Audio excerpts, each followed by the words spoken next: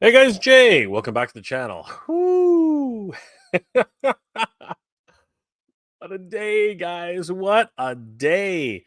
Actually, what a week. I mean, like, wow. Just things have just been going absolutely bonkers with the toys, man. Like gigantic freaking toys. Holy crap. And it's kind of funny because right after PowerCon, there was like a lull. Like toy news it just didn't seem to be rolling in as quickly as it normally does, which is kind of strange because usually, at least for the most of the year, it's been like news after news after news. It's been freaking crazy, and yeah, I'm actually kind of shocked at the how little.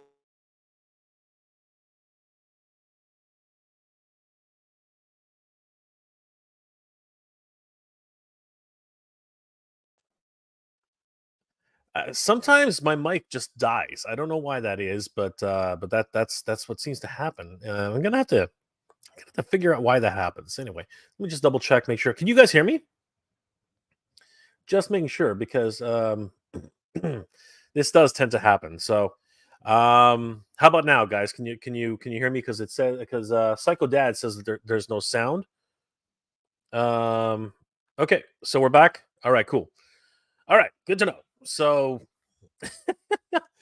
oh, technology, man, technology, just absolutely ridiculous. So, anyway, I'm back. I'm back. Um, yeah. So this week, a number of things that have come and gone, and mostly in the good portions of the brain. I mean, like we knew that we knew there was going to be multiple Haslabs this year. There are always multiple Haslabs. It's kind of funny how that works out and how many people are actually surprised um, with the multiple crowdfund projects, which I find kind of interesting in one sense, and then not surprising in another. So we obviously have had already two HasLabs this year. The first one, of course, being the Dragonfly for the GI Joe Classified series, which we literally went on a historic run in and of itself.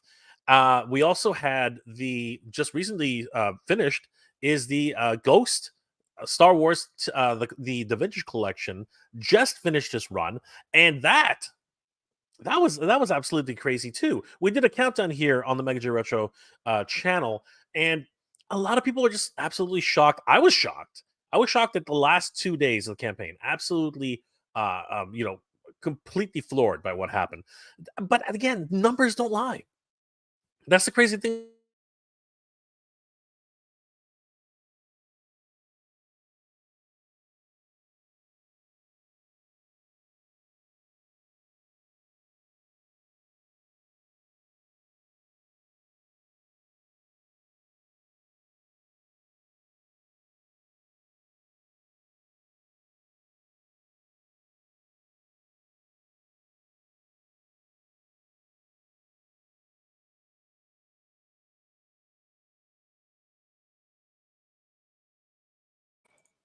All right, so today the blue snowball is acting kind of weird today. I don't know what's going on with that, so I'm going to tuck that away. Can you guys hear me now? I'm actually using the Brio mic. Guys, can you just let me know right now if you guys can hear me because this one should it's connected to the camera, so if the camera doesn't blank out, I think we should be okay. But all right, cool. Let's stay with this for now. It might be a little bit echoey compared to the snowball, but I think this one will not disconnect, so that's a good thing. Um, where the hell was I? So yeah, we had the Firefly, Dragonfly, sorry, and the Ghost. The Ghost really did shock me, and it shouldn't. The numbers don't lie. Brian Brink was on the show a couple days ago, and we just went through that whole scenario, how numbers just don't lie. There's like a huge spike right at the beginning of the campaign for the first day or day and a half, and it'll continue. Well, hopefully it'll continue until it actually gets fully backed. With the most anticipated projects, like the Firefly, like the Dragonfly, like the Ghost. like any of these wonderful projects, and as recently, well, we'll get to that in a second. But they usually have a huge spike right at the beginning. Then they sort of like taper off once they hit their target goal, and then it's literally a flat line all the way until the finish, until the last few days, the last week or so, and then things just ramp up again. It's absolutely crazy. It seems to be a continual pattern for every single HasLab or crowdfunded project that anyone's ever been involved with in terms of toys. But that in itself is just funny, because you can really see human nature the way it comes out. You're gonna get those people who, again, fence sitters, kind of like me, who will just basically sit and wait until every single tier is backed. Therefore, it guarantees that you have the most value, the most bang for your buck, and guarantee that you'll get every single tier before the end. Now, if the project is good enough, like the Sky Striker, which it had its problems, the Sky Striker, but then the Sky Striker is such a unique situation because no like it's I think that Hasbro's finally started to learn the lesson about this. That was the first time that I know of, anyway, where Hasbro just went absolutely bonkers, just lost their freaking collective minds in terms of like in terms of scheduling, and they scheduled the HasLab Rancor, the GI Joe Sky Striker, sorry, the Star Wars Rancor Black Series, the GI Joe Retro Collection O-Ring Sky Striker, and for whatever stupid reason, they literally like took their what the heck pills, and also scheduled the Ghostbusters Afterlife Proton Pack. What the hell were they thinking? One thing that I said all the way back then, and I still proclaim this multiple times. We don't just collect one line of toys, for crying out loud, Hasbro. Like, we don't just collect Star Wars. Many of us don't just collect Star Wars. Many of us don't just collect GI Joe, Transformers. Like, many of us collect multiple lines. Jesus Christ, I keep hitting this thing. Many of us collect multiple lines. And many of us spend a lot of money on multiple lines. So you know what? It's just a truism. Just stay where you want. You don't have to move. Just stay. Jeez Louise. Don't move. Sorry, guys. The mic is acting all finicky or whatever. Yeah, we collect multiple lines. And for especially when you think about those type of properties, you're talking about Ghostbusters, you're talking about a GI Joe, and you're talking about Star Wars. Three of the biggest properties that Hasbro owns by themselves, and you're thinking to yourself, what kind of lunacy is this? Why would you stack each and every one of those about a month, literally just a month apart from each other? And in the case of Star Wars and GI Joe, they were only a few weeks, like they were only about a week away from each other. It was absolutely freaking nuts. And you know what ended up happening is you divided your entire base to scrounge after every single HasLab. And we're not talking about cheap HasLabs here. We were like the Sky Striker was the cheapest among them. I think it was $240 or something like that. It was the cheapest. It was the cheapest. Somebody will correct me in the comment section. I'm pretty sure in the chat. Yeah, that was the cheapest one. But then right after that, the Rancor was like just god awful expensive. It was like $350 or something like that, with the worst tiers ever. Which is exactly what happened. And then you have the Proton Pack, which arguably was the best value out of all of them, right? Arguably. Obviously the Sky Striker was really, really good value after the fact, right? Then we're gonna, stretch goals are as they come, right? And that was just like, I think has since learned their lesson for that. I don't think they'll ever stack HasLabs so close together anymore. It was just absolutely nuts. Holy crap! Timothy, thank you so much for the $20 super chat, my friend. You are amazing. Holy crap, dude. Hey Jay, been here a minute. Wanted to show you some love. Been a minute. Just wanted to show you some love. Keep missing all your live streams, Geek Brown.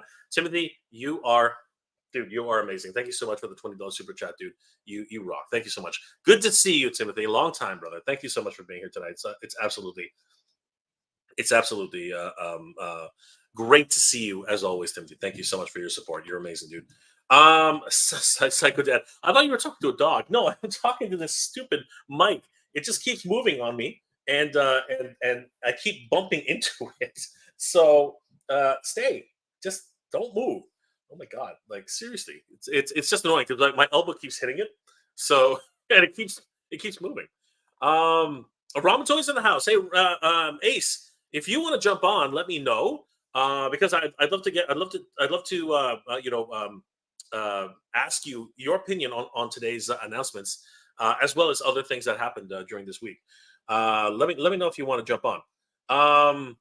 Yeah, it's been a it's been crazy. Now the three Haslabs that I mentioned earlier, only two of them were successful, but one of them needed to pivot, and that's another thing entirely. Like a lot of these crowdsourced projects, they really have to, especially in recent times, it's come down to the point where the and this is very important too, that we have to consider this.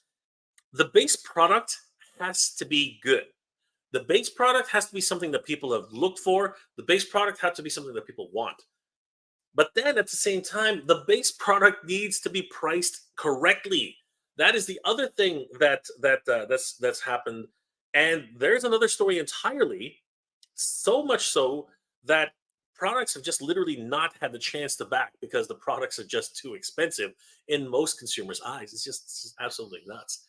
Um, but when all these magical things come together, when they start, converging into this wonderful little trifecta of price, value, and like incentives, right? There's a huge trifecta to be made there, and actually, once that starts to happen, literally magic, it's like unicorns spitting like rainbows. You know what I mean? It's absolutely crazy. Um, and one of those things might have accumulated with the ghost, might have accumulated with the dragonfly, and definitely 100% did accumulate with the proton pack. The proton pack was, in my eyes, in my view anyway, one of the best value for the bang for your buck. Knowing how much a proton pack actually costs to build, it was an amazing thing, and it was reflective really quickly. It backed very quickly. It did plateau for a while, but then right before the end, the number of backers just continued to climb. It was an absolute wonderful thing that happened with the proton pack. But today, well, I'm gonna finish off with the ghost first. The ghost actually had an interesting run. Had a huge spike right at the beginning, plateaued, and then right at the end, just a shocking time to turn of events of 48 hours. It really was one of those ones where you look at it, you're like, okay, I know the history of crowdsourced projects. I know what they're supposed to do, but this one was kind of like they got, looking at the numbers, just calculating, they got nearly 8,000 backers in 48 hours. 8,000 backers in 48 hours. It was really, no, actually, you know what? It was like, technically it was more than that. Really breaking it down, Canaan did not fund until the day before, right? So yeah, I know that in the last 24 hours, that's actually where they had almost 8,000 backers. If we actually count Canaan and the lead up to him, there's probably even more than that. There's probably close to 10,000 backers. It's crazy. It's absolutely crazy how many backers went from here to there, and we can actually follow the progression with the help of Brian Brink's charts on Geek Dad Life, and we did that a couple nights ago. Um, but that in itself was not, I'm not going to call it historic, but it was really just one of those shocking things that when you actually see it happening in real time, you're kind of like, it really like blows your mind. Um, and then there was today. Today, today, today's interesting. Today was a very, very interesting day. I mean, the story to be laid out with today is a story of success, failure, and then needing to get another win. In my opinion, okay, the Marvel Legends team, with their Haslabs, were riding high on a perfect record for the most part. Like it was like they were printing gold. The Marvel Legends team. I mean, quite literally everything that they touched for Marvel Legends was bang win, bang win. You know what I mean? Like it was really really crazy. The way that was actually going. Um, and it really did seem like they could do no wrong. And I think that that's not that that's a major issue. I don't think that that was really. I don't think that it wasn't hubris. Okay, that I think is not what was going on. It was not hubris. That's not what was happening. I really do believe. Okay, that the marketing team does their best. I really do. I do believe that the marketing team does the best. I do believe that the design team they're just there to do their jobs and they love what they do. I truly believe that sometimes the pricing structure for things comes down to who's in charge. And it also does somewhat come down to the overall successes of the previous projects. Because if you look at the previous projects from Haslab, the Sentinel, right, Galactus, it it was following a trend. It was almost like they were adding $50 at a time just to see if it would stick. You know what I mean? And it finally accumulated to the Haslab Engine of Vengeance, which when you compare it, perk to perk, base product to base product, and just tonality, I think was really the biggest problem with the Engine of Vengeance. I think that's really where it just did not, hit its mark. But having said that, you're coming off of two huge successes, massive successes for the Haslab Marvel Legends team. Like basically, money was just rolling in for those two Haslabs. Then you come to the Engine of Vengeance, and for whatever reason, okay, whether it was intentional or not, whether it was intentional or not, tonality wise, it just did not fit. It just made no sense. You're celebrating, um, you're celebrating the 40th, sorry, the what was it, the 50th anniversary? You're celebrating the 50th anniversary of Ghost Rider, right? And you decide, as a team, or as whatever decisions were made, the decision was came down to actually celebrate it with the latest incarnation of Ghost Rider. Just thematically, okay? Thematically, that doesn't work, right? And that's the problem. You have 50 years, right? Like five generations. Well, maybe not five generations. Maybe like two or three generations. Yeah, 50 years can do about two. Like you can get a grandson. Anyway, you have about two generations of fans, right?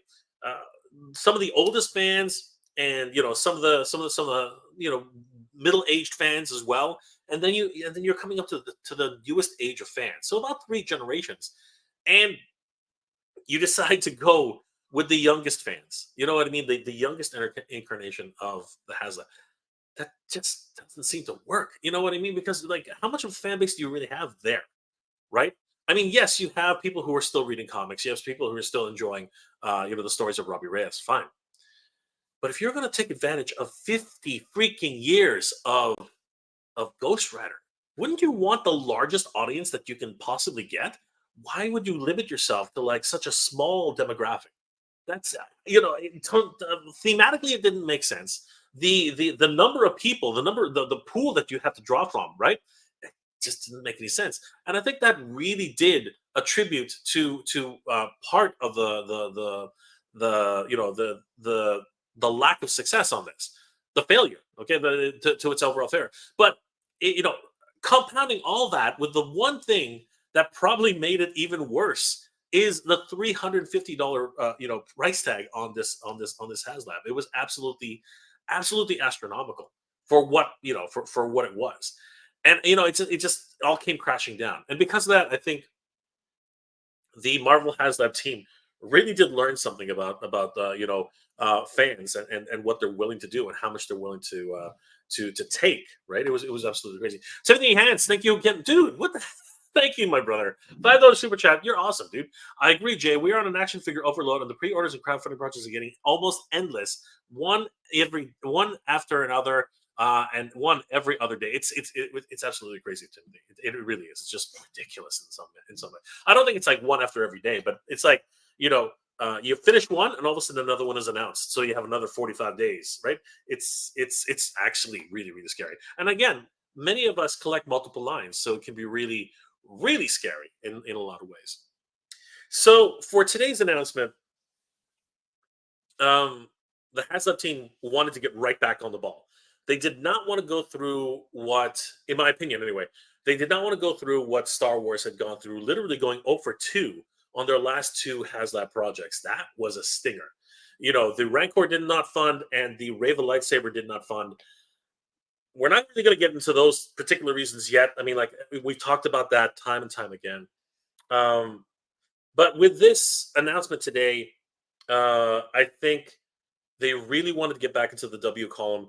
And it really does feel like that because everything about this HasLab, everything about it, from the price point to the base offering, and honestly to the stretch goals, it really did feel like they were trying their best to make this a safe bet and to get a W on this one.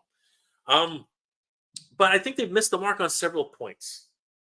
And I do actually have to apologize. And I have posted a note on the video itself. I actually said that the head sculpt for the Skrull was actually just the face replacement, much like the much like the other ones, which were include like which like the other stretch goal, which was the zombie Hank Pym and the faceplate replacements. That is apparently not true. I double checked after people were screaming at me in the comment section. They were basically like, "What are you talking about? It's a full head sculpt for the scroll."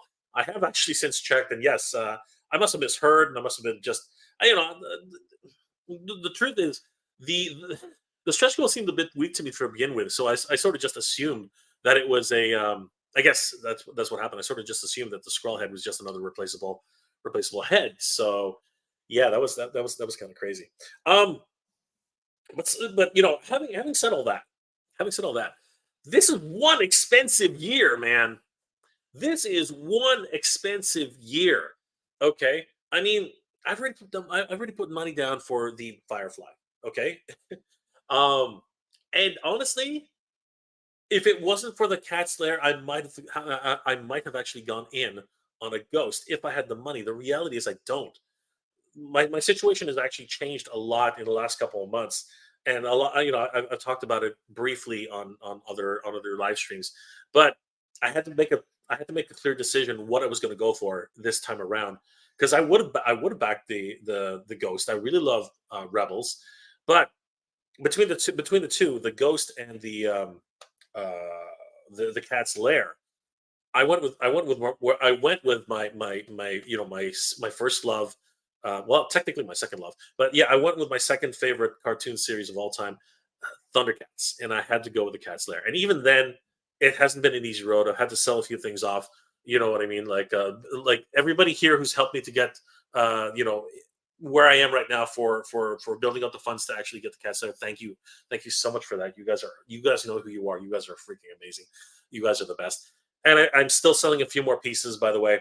Um, I'm going to be putting up a list. Actually, it's going to be easier that way. I think for people to figure out what they are. But regardless of that, um, it's been an expensive year. I mean, if you talk about how much the Dragonfly cost, I mean, it was like 250, right? Like somebody remind me. I think it was 250, 300.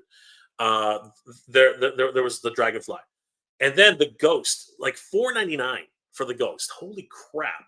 And then the Cat's Lair. Okay, for freaking 750 freaking dollars after shipping. Holy crap! Anyone who actually has gone into all three, I tip my hat to you. You guys are crazy, and I love it because this guy's done it before. Like seriously, but wow, what an expensive year! Literally bank breakers. These are items when you gang them up all together and you actually put them, in like in terms of like the kind of money you're actually spending throughout one fiscal year. This can actually literally break your bank. You mean like each of these is a mortgage payment. You know what? I'm not even joking about that. In certain scenarios, each of these is a freaking mortgage payment. Some much higher than others, obviously, but we're talking about like a lot of money here. Just off my stupid head and trying to come, this is over $1,000 right here. You know what I mean? Well over $1,000 after shipping, after taxes, after the whole shebang. That's crazy, right? And it's not over yet. It's not over yet, right? Hank Pym has just been the giant man. We just talked about it a few like a minute. Sorry, a few minutes ago. We just talked about Hank Pym, and this is what circling back to that. I want to talk about value, and I want to talk about this particular case because it's fascinating to see what companies will do when their back is against the wall. It really is. It really, really is. I don't think Hasbro's back is against the wall just yet, but they've been on the ropes a couple times, and we know this. So you know what? I'll circle back to that again. I want to say hi to everybody here just before we get started. I just saw Ramen. I just saw Ramen again. Let me just recheck if he wants to jump on. Ace, let me know if you want to come on. I don't know if you heard me the last time. Let me see. I'll throw the link up. Maybe he'll jump on with us a little later. I don't know. You just never know. Okay, so let me just say hi to everybody who's in the chat. Andrew Davidson in the house. Winner, chicken dinner. What's going on, Andrew? Good to see you, brother. RC, bank breakers indeed. Yeah, it's just crazy. Duchess of Darkness in the house. What's going on, Duchess? Carlos Castillo, what's going on, my friend? Anyone backed any of the Haslabs? I did back the Dragonfly. I mean, like that is one of them that I backed. Definitive Toys, Insomniacs Unite. Late sleepers, bro. Late sleepers. Really quickly, Carlos, I'm going to go through yours. I backed Giant Man. Still debating on the Cats there. Okay, there you go, brother. Again, you need just back what you want, bro. Back what you want. It's a tough situation. Definitive Toys back to Cats there. Thank you, my friend. That is awesome. Carlos Castilla, none of them jumped out at you at Definitive. Yeah, it's one of these things. The Dragonfly almost got you. That's cool. Fran, Capitan America. Hello, Jay. Hello, everyone. Good to see you, Fran. How you doing tonight? Wookie Sasquatch, back the Ghost, the Dragonfly, the Barge, and the Razor Crest. Wow, that's crazy, dude. You're awesome. And the Cat's Lair, and Tommy DeLorean and Eternity. Dude, you are freaking awesome, man. Holy crap. That's amazing. Holy crap. Definitive Toys also back the DeLorean. Sweet. All right, guys, I'm going to keep moving right now. You guys are having conversations of your own. Ashman55 is in the house. Just think, guys, I have all into place the Mythic Legions as well as the next 9 days. My wall is perpetually broken. Dude, that's crazy. You're going to be passing on the Cat Star just to have the space for it, but not going to lie, 12-month payment option is tempting. Brother, it's what you can afford, and of course, you do need to find the space for all these wonderful things. Thanos Copter, too many toys, but there are definitely worse problems, I suppose. Well, dude, it's all in what you can do. Eternity Ellipse, what's going on, my friend? How you doing tonight? Always good to see Eternity Ellipse in the house, guys. If you haven't already, definitely check out Eternity Ellipse on YouTube. You won't regret it. He does some deep dives and unboxings. Ashman 50, do we know that all these Motu options are originally Origin or they're options? I'm not sure. That's the one thing they haven't really mentioned if they're Masterverse specific or Origin specific. But we do know that they do sort of scale them to be able to work with both. It's kind of interesting that way. Let's see here. Anybody else we haven't said hi? Nolan, what's going on, my friend? Always good to see you. Nolan is in the house. Toy Bounty Hunter, what's going on, my friend? John Ratulowski. John, what's going on, my friend? Hope I pronounced your name right that time. Good to see you, brother. Here we're at Danny Rodriguez. What's going on, my friend? It's the weekend. That's right, brother. It is the weekend. Toy Bounty Hunter. I thought I was done with Haslabs this year and the Dragonfly, but I might have to get that giant man. Dude, it just never seems to stop. Master Versal Toy Hunter. What's going on, Eldor? Good to see you, brother. Let's see here. Carlos Castillo, Jay, what's going on, dude? How you doing? King Panther, what's going on, Noel? How you doing, my friend? Mr. J, that $200 is a sweet spot price wise, in my opinion. I think it gets funded. No, it's definitely going to get funded with that price point. 10,000 backer requirement. It's definitely 100% going to get back. How long it takes? That's a different story. Cowboy Collector, what's going on, my friend? John Brooks, all the way from the Philippines. Good to see you, my Irish friend in the Philippines. Hey guys, greetings from the Philippines. Hope all are well. I hope you're well too, my friend. Sci-Fi and Toy Fab, what's going on? How you doing tonight? Psycho Dad, no sound. Thank you for letting me know, guys. Thank you for letting me know, my friend. Who else have we not said hi to? Jeffrey Lopez, what's going on, Jeffrey? How you doing tonight? Rick AE, thank goodness. I thought everyone was like, I thought we were all having problems. It was just this guy. This guy's having problems. Clint Jargonson, Jay, you worked too hard. Your mic's. I know, right? I broke the mic. I talked too much. That's the real problem. Jeffrey, you need a techno viper to fix your mics. Are you kidding? Those guys break everything. I would never trust a techno viper to fix anything in my house. Ramatoy, good to see you, my friend. Ryan Lay, hey Jay, technology is great when it works. It's incredibly frustrating when it doesn't. Dude, you're preaching to the choir here, man. You are preaching to the choir here.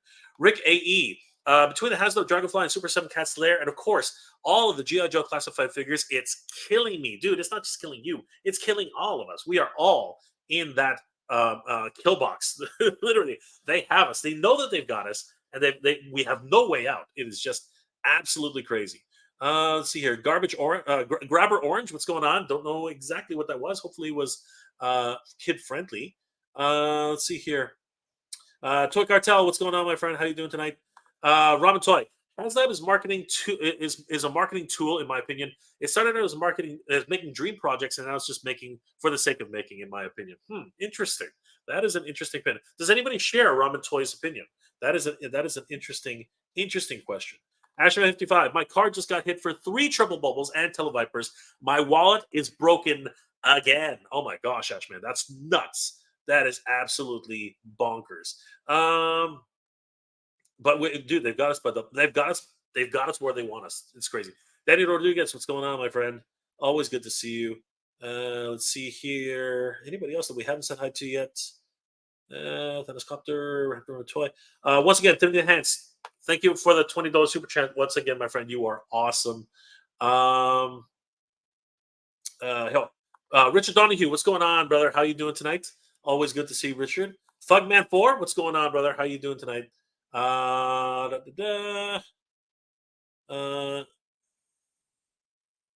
Okay, hold on. Where are we? Andrew Davis is back. Good to see you. Rotax Hippie. Rancor 17 inches tall, $350. Giant Man 24 inches tall at $200. I know. Interesting. Very, very interesting. It is a strange occurrence, right? It really is, and we can talk about that tonight. Let's see. Jan Fran Solo, what's going on, Jan Fries? How you doing tonight? I would like a mask with Haslab. Well, brother, you never know. It might happen. But if you are looking for Machina, which is another mask type of idea, definitely check out ramentoy.com. Jan Fries, you might find something you like. Wrath Mace, what's going on, my friend? How you doing tonight? Let's see here. Sorry, I'm skipping a lot of comments here, guys. Just want to get through this. Kenzo's Creations, what's going on, Kenzo? How you doing, brother? Let's see here. Anybody else? Different toys, Rotax Hippie. Neil Hunter Hyde, what's going on, my friend? Boy, follow your gut and then follow the fun. There you go. Thanks, Neil. Anybody else that we haven't said hi? Tomato Bun Sponge, what's going on? Tomato Bun Sponge, how you doing tonight? Choosing the cat's lair. There can be only one. That's not true. There can be multiple, apparently. Anybody else? Where is it? No, it just got big again. That's what she said. Let's see here. Justin Mohan, what's going on, my friend? How you doing tonight? Good to see you, Justin. Turtle Dave, what's going on, brother? Palpatine 1975. Good evening, my lord. Greetings, Lord J. Hope. Nope to backing the Giant Man. It's $340 in Singapore. Wow, that's pretty much what it's going to be here in Canada too. It's going to be crazy. Fugman 4, just jump into it, Big J. You have 106 viewers. Oh, thanks, Fugman. Appreciate that, brother. Anybody else? MJW, what's going on, brother? How you doing tonight? If they stopped charging for the tiers and actually made them freebies, then folks wouldn't wait until the end. I hear, brother, but that's not the way it works, unfortunately. They have to actually put everything into a single budget. They don't want to throw money away either. Everett Miller, I don't like the no 6-inch figures as tiers. Yeah, I was surprised by that. I was surprised by that myself too. It's kind of weird. Brick, listening to while I'm winding down before an early evening. Um, for FW1 for why I'm not sure what that acronym is. I'm really impressed with the sculpt on Giant Man. Um, Dude, I love the way it looks. It looks amazing, and the price is right. I'm not gonna lie about that. It really is. Um, Chris Allen, what's going on, brother? How you doing tonight? Derek Kuto's in the house. How you doing, bro? Good to see you. Everett Miller. Unless they're going to do a different size, kind of odd that there are only 2 tiers announced. Not really. As I said, they want a win on this one. They really want to guarantee a win. TC. I'm glad I'm not into Mondo. Dude, that's another ball of wax. But I love Mondo, man. Mondo's doing some great stuff. It really is.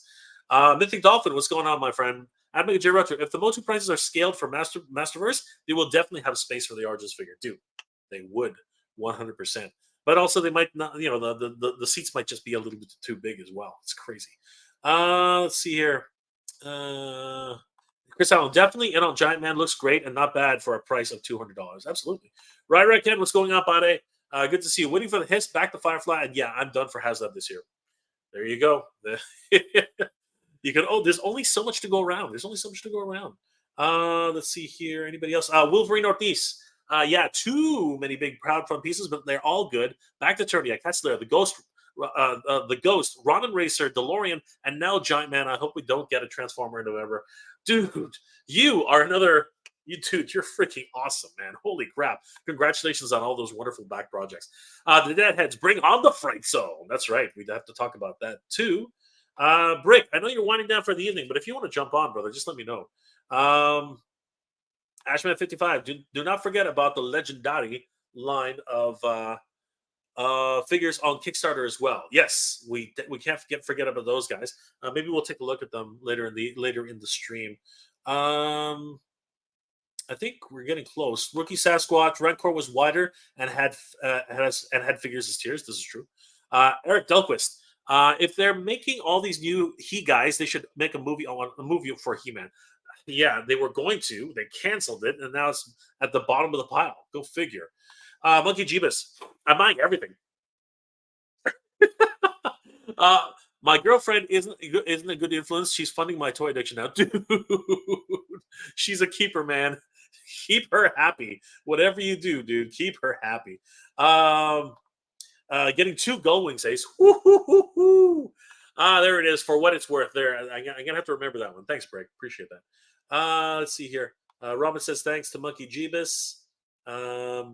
Derek Kuto. Oh damn, X-Men Mondo is killing me. I know, right? It's just so tempting. It's just so tempting. Kenzo's Customs. I snagged the PowerCon trap jaw from Mondo on top of Eternia Cast there. Dude, that is awesome. MJW. The main goal pays for the tooling. After that, the stretch goal is free money with Haslab. So those after the goal should be paying for the extra tooling or freebie. I hear what you're saying, brother, but obviously that's not the way they're going about it. They're covering the bases, and people are supporting it. So yeah, it's hard to say. It really is hard to say.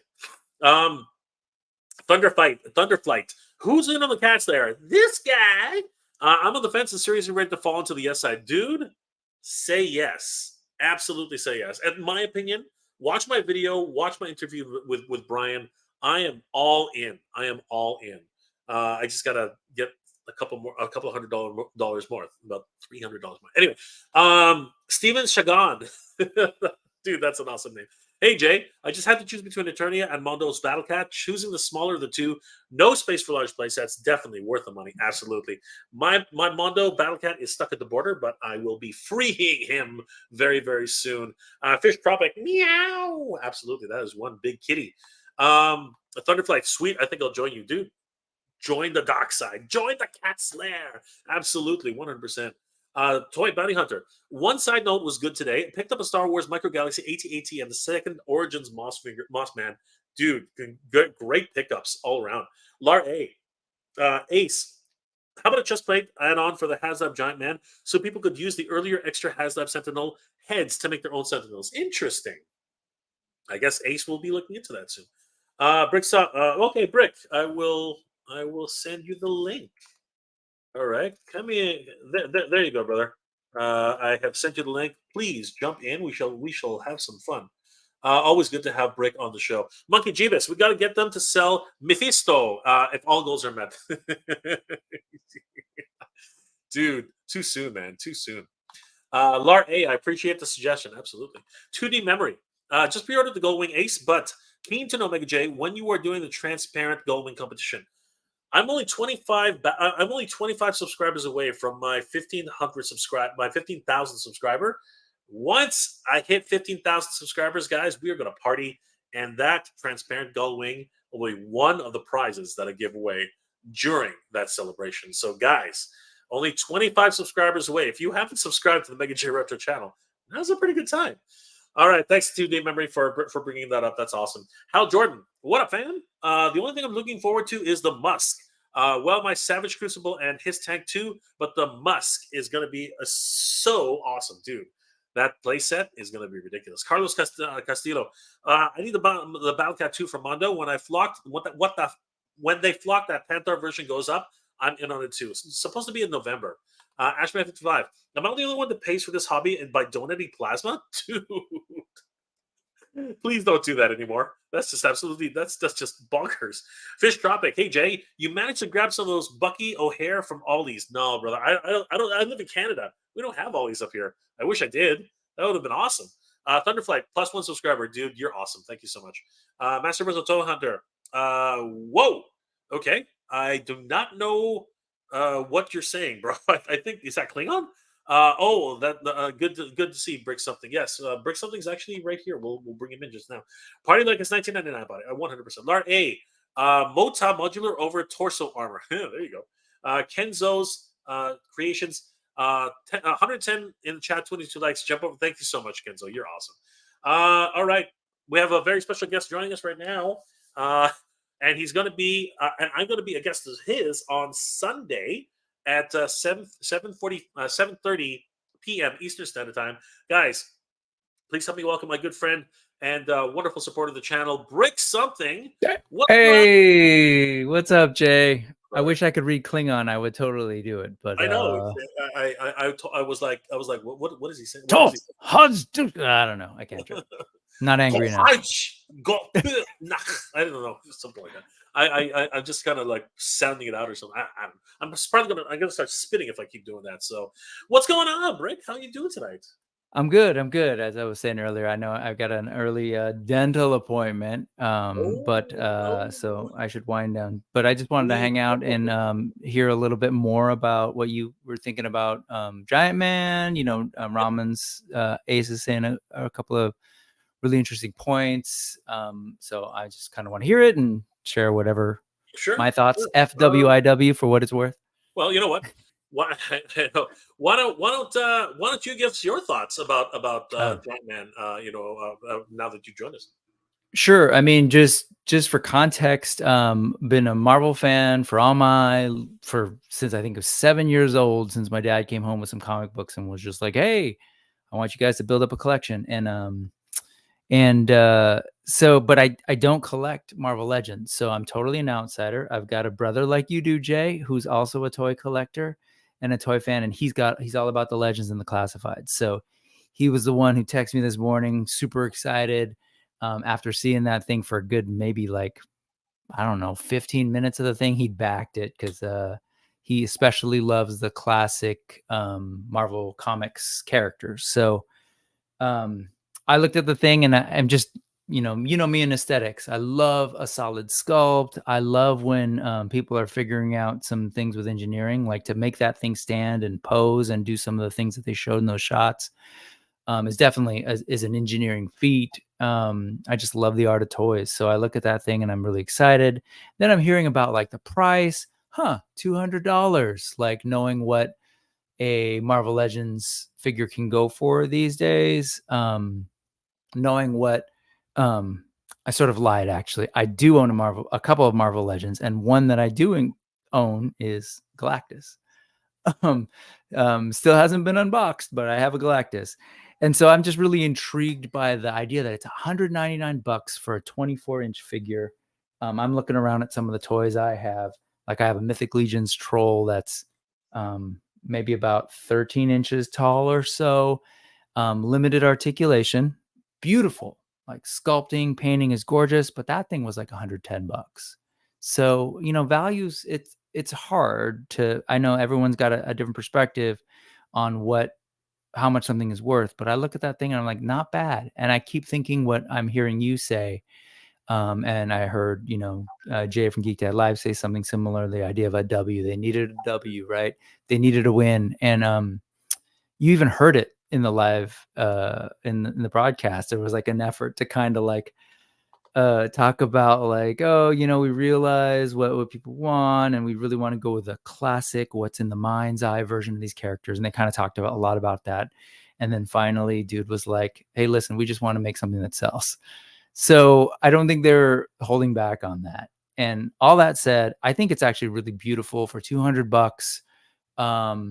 I think, I think this thing is really cool looking. But again, I'm not a big Marvel Legends collector. I got Galactus because, to me, as someone who loves Marvel, and if I were to get that one thing, Galactus is pretty much like a beautiful like symbol of the entire universe. Like it's Galactus. He has gone up against most of the major characters, right, at one time, sometimes against all of them.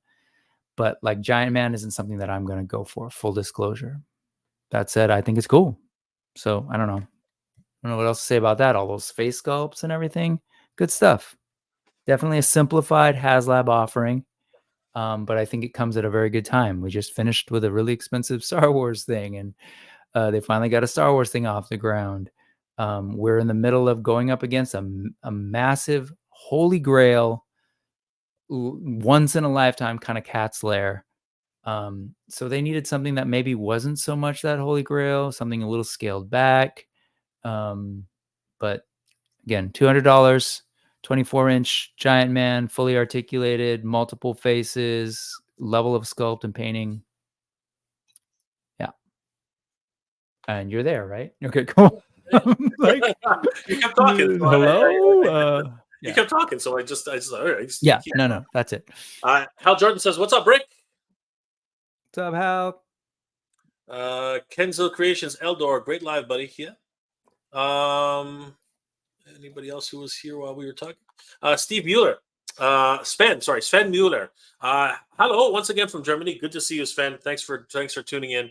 Always great to see our friends over in Germany. Thanks for tuning in, Sven. Monkey Jeebus.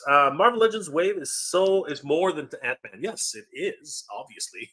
But still, I mean, the price is right. I'm not saying that the price is wrong. I'm saying the price is right. And you know what this is, as Brick said, this is a guaranteed win. I'm not going to, let's not candy coat this. Let's, on that note, let's go ahead and bring up a screen here. So, guys, these are the bank breakers, and I got to tell you, it's this is what it is, man. These are the bank breakers. Like, if you collect multiple lines, like myself, like Brick, these things are just are dream projects, yes, but you gang them up all in a row, and seriously, this is a mortgage payment each time you dive into here. I mean, like, and in some cases, it's even more than a mortgage payment. It's absolutely crazy. I live in the Bay Area, so I kind of understand what you're saying, but anyways, dude, it's just ridiculous. Here we go. Thank him, the Giant Man. Hitting refresh. Let's see where it's at right now. Okay, it has actually surpassed the 3K mark, so it's 1/3 of the way there. This is definitely going to fund. I had no aspirations of this not funding. This is definitely going to fund 100%. Yep. But the velocity, for example, did not get out the gate like a Ghost or any of these other projects that have come before it. It's been a slow progression, but it's been steady. And the thing about this too, though, it could take 2 or 3 days. We'll see, because right now it has slowed down considerably compared to this afternoon. And we do know that the first 2 days are pretty much where a bulk of your backers are going to come in fast and furious. So we will see what happens here at $199. $199.99. This is the sweet spot, Brick, where I think people don't really want to question it. I think that with this price and the base offering that it's actually got, it's just enough to placate people for this price. I don't think anyone's really going to complain. If you are Sorry. an Avengers fan, you know what Hank Pym means to Yeah. the Avengers. He's a founding member. You Mhm. know, he's been instrumental in rescuing the Avengers multiple times. You know, he's really important to the team. Um, and you know, the sculpt looks excellent, as you said, Brick. The height, 24 inches tall, Mhm. just an amazing figure all around. Crazy points of articulation, like absolutely ridiculous. He's got toe articulation. I think one of the few Marvel Legends figures that actually has toe articulation, Yep. if I'm not mistaken. And take them or leave them, because That grin. these faces are creepy as F right now. These are some of the creepiest freaking faces I've ever seen, man. Like, I mean, I will say they're creepy outside of the mask. yeah, okay, okay. Like, and And the grin is a little bit much too, but on your thumbnail, for example, the grin is funny looking, but he's not that creepy, like, um, compared when it's underneath that mask, I think. I know, Like, these look weird for I'm sure. I'm getting Pennywise type of vibes going on with that smile, man. Like, he looks like somebody mentioned in one of the chats that he took some Joker gas. You know, I mean, Yeah. I'm kind of leaning on that. I'm kind of leaning on the idea he did take some Joker gas. Yeah. So, I mean, it's not bad. It's not a bad look, but I would not want to leave this, in my room at night while I sleep. You know what I mean? That's the kind of vibe that I get from it. Um, Base offerings at 199, which is right here. Mhm. Yeah, yeah. I mean, like, Breck. I know you're not collecting legends, but would you take this if you were? What do you think about that? 199.99. Well, I mean, I said I did buy it on Galactus, and so it just the scale and the scope of my collection. If I were collecting more legends and I wanted to kind of like it was going down to like characters and teams, I absolutely would jump in on this.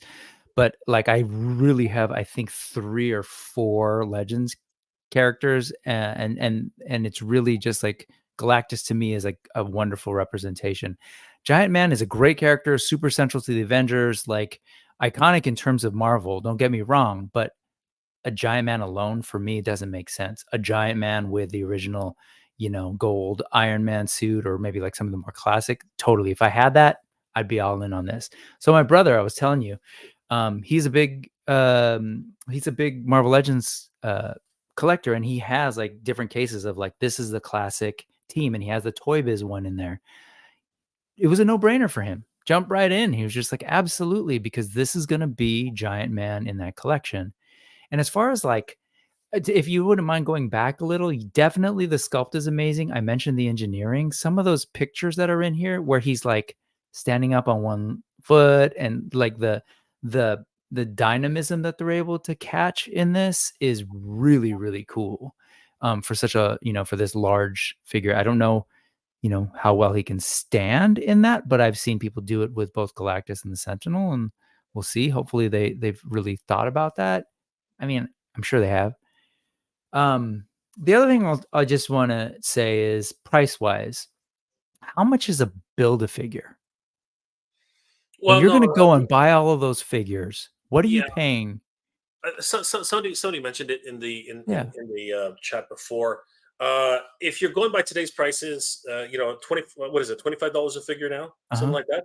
So a bath is about 5 figures deep, maybe 6 figures actually, Yeah, so depending on what it is. 125, 150? Yeah.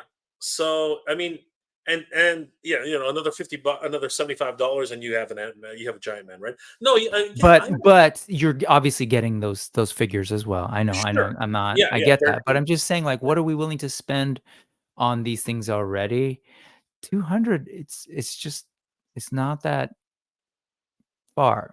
So, yeah, as Ramen as Ace says, like, yeah, I get it. It's gonna start with a 2, 100%. I mean, that's like classic marketing, right? It's just that yeah, yeah. little seeing that makes us feel comfortable. Like, I was a musician. Guitars are like that all the time. Like, it's always the $2.99. Oh, it's in the two. It's in the twos. I know. Come on. I know. Again, it's a psychological play, right? At the Yeah. end of the Yeah. day, it really Yeah. it really was. But and like you said, the price is not the problem. For me, No. I think the price is right. If and the base offering is good, right? Mhm. If you're looking at this, and all crowdsourced projects should be like this. You should be backing the base project. I agree with that. A lot of people are always critical about whether they are or they aren't. There's the camp that says no, it's the stretch goals that will count, but Mhm. you cannot deny you need the base offering. Like, why Mhm. else would you actually be here, right? You would like nobody's going to back the ghost if the ghost didn't come with it. You know what I'm trying to say? Mhm. Like, Mhm. yeah, Ezra Bridger, Harrison Dula, Yep. Garzeb Aurelius, Kanan Jarrus, fine. But Karazeb. you Nice. wouldn't be Full paying. name. So Yeah, you fancy. wouldn't. Oh yeah, then Sabine Zest. Wren and Chopper, right? The whole Yeah. Ghost. I love Rebels. I love Rebels. Rebels was a great series. Uh-huh. Great writing, everything about it was amazing. And it's the basis of Ahsoka. Ahsoka is Rebel season 5. You know what I mean? Like, people just accept it. It's Rebel season 5. The the point I'm trying to make though is these dream projects are dream projects for a reason, because you know what, they honestly, you can't buy this in the store. You just can't. There's no way, right? They tried. Like, they had gigantic Kanan Jarrus figures in stores, and they sat there for months. You know what I mean? And they were like $50. You know, you know what I'm trying to say? Like, Mhm. it's about the market. The market is really, it's really And what it it's. was Kanan Jarrus who could do this, by the Yeah, way. pretty much. He can't Yeah. articulate. He can't do anything, right? But he Yeah. was huge. Mhm. He was bigger than this. He was bigger than Yeah. 24 inches. He was like 36 inches. I remember those. Yeah, the I still stormtroopers and have them. everything. And There's still one at a Walmart in Newmarket right now. Mhm. I pass by it every so often when I'm hunting. It's Uh-huh. ridiculous. Definitive Toys. Consumerism comes down to one thing: perceived value and the interested target group. Exactly. Yeah, can I just, when it comes to the targeted or interested group, I think that's what's going on with this thing in particular. I think there's a particular set of collectors, and they kind of address it. They want these classic figures and they want to finish out the team. And I hear people say, but they've done this already. They did it in Toy Biz. Yeah, but not everyone was around during that time. And I think even if you had that, the idea of a larger one that's a lot more detailed, up to like today's standards with engineering, the multiple faces, all of these things, like that's on par with your Galactus or your Sentinel. Like, I think even those people, like my brother who has a Toy Biz one, are like, yeah, I want that. All the people who didn't get it and want to build out this classic version of the Avengers when Ant-Man becomes Giant Man, like, they're going to want this. And then 10,000 isn't their normal, or hasn't been their sort of like normal number. It's a lower number, right? Mhm. 10,000 is a lower number. So I 10,000 think, is a really low barrier to entry. That yeah. that is crazy. So I think given their target audience, I think they know, like, people are going to want this. Even some of the people who maybe were angry. Think about that engine of Yeah, vengeance. yes. Who is Robbie Reyes? We want the classic Johnny Blaze. Well, guess what? We're going with a classic character.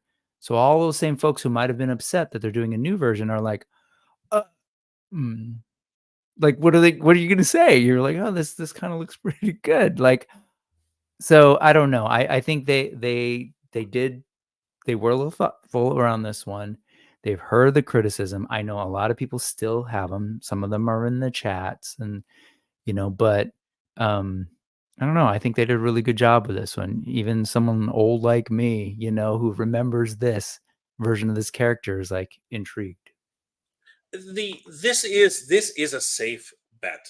Okay, Mhm. this is the definition of a safe bet. Is They that bad? I'm curious the way we're saying it. Is no, that a bad thing? Safe no, it's bet. not. It's not. It's a Yeah. safe bet. It's a Mhm. for sure.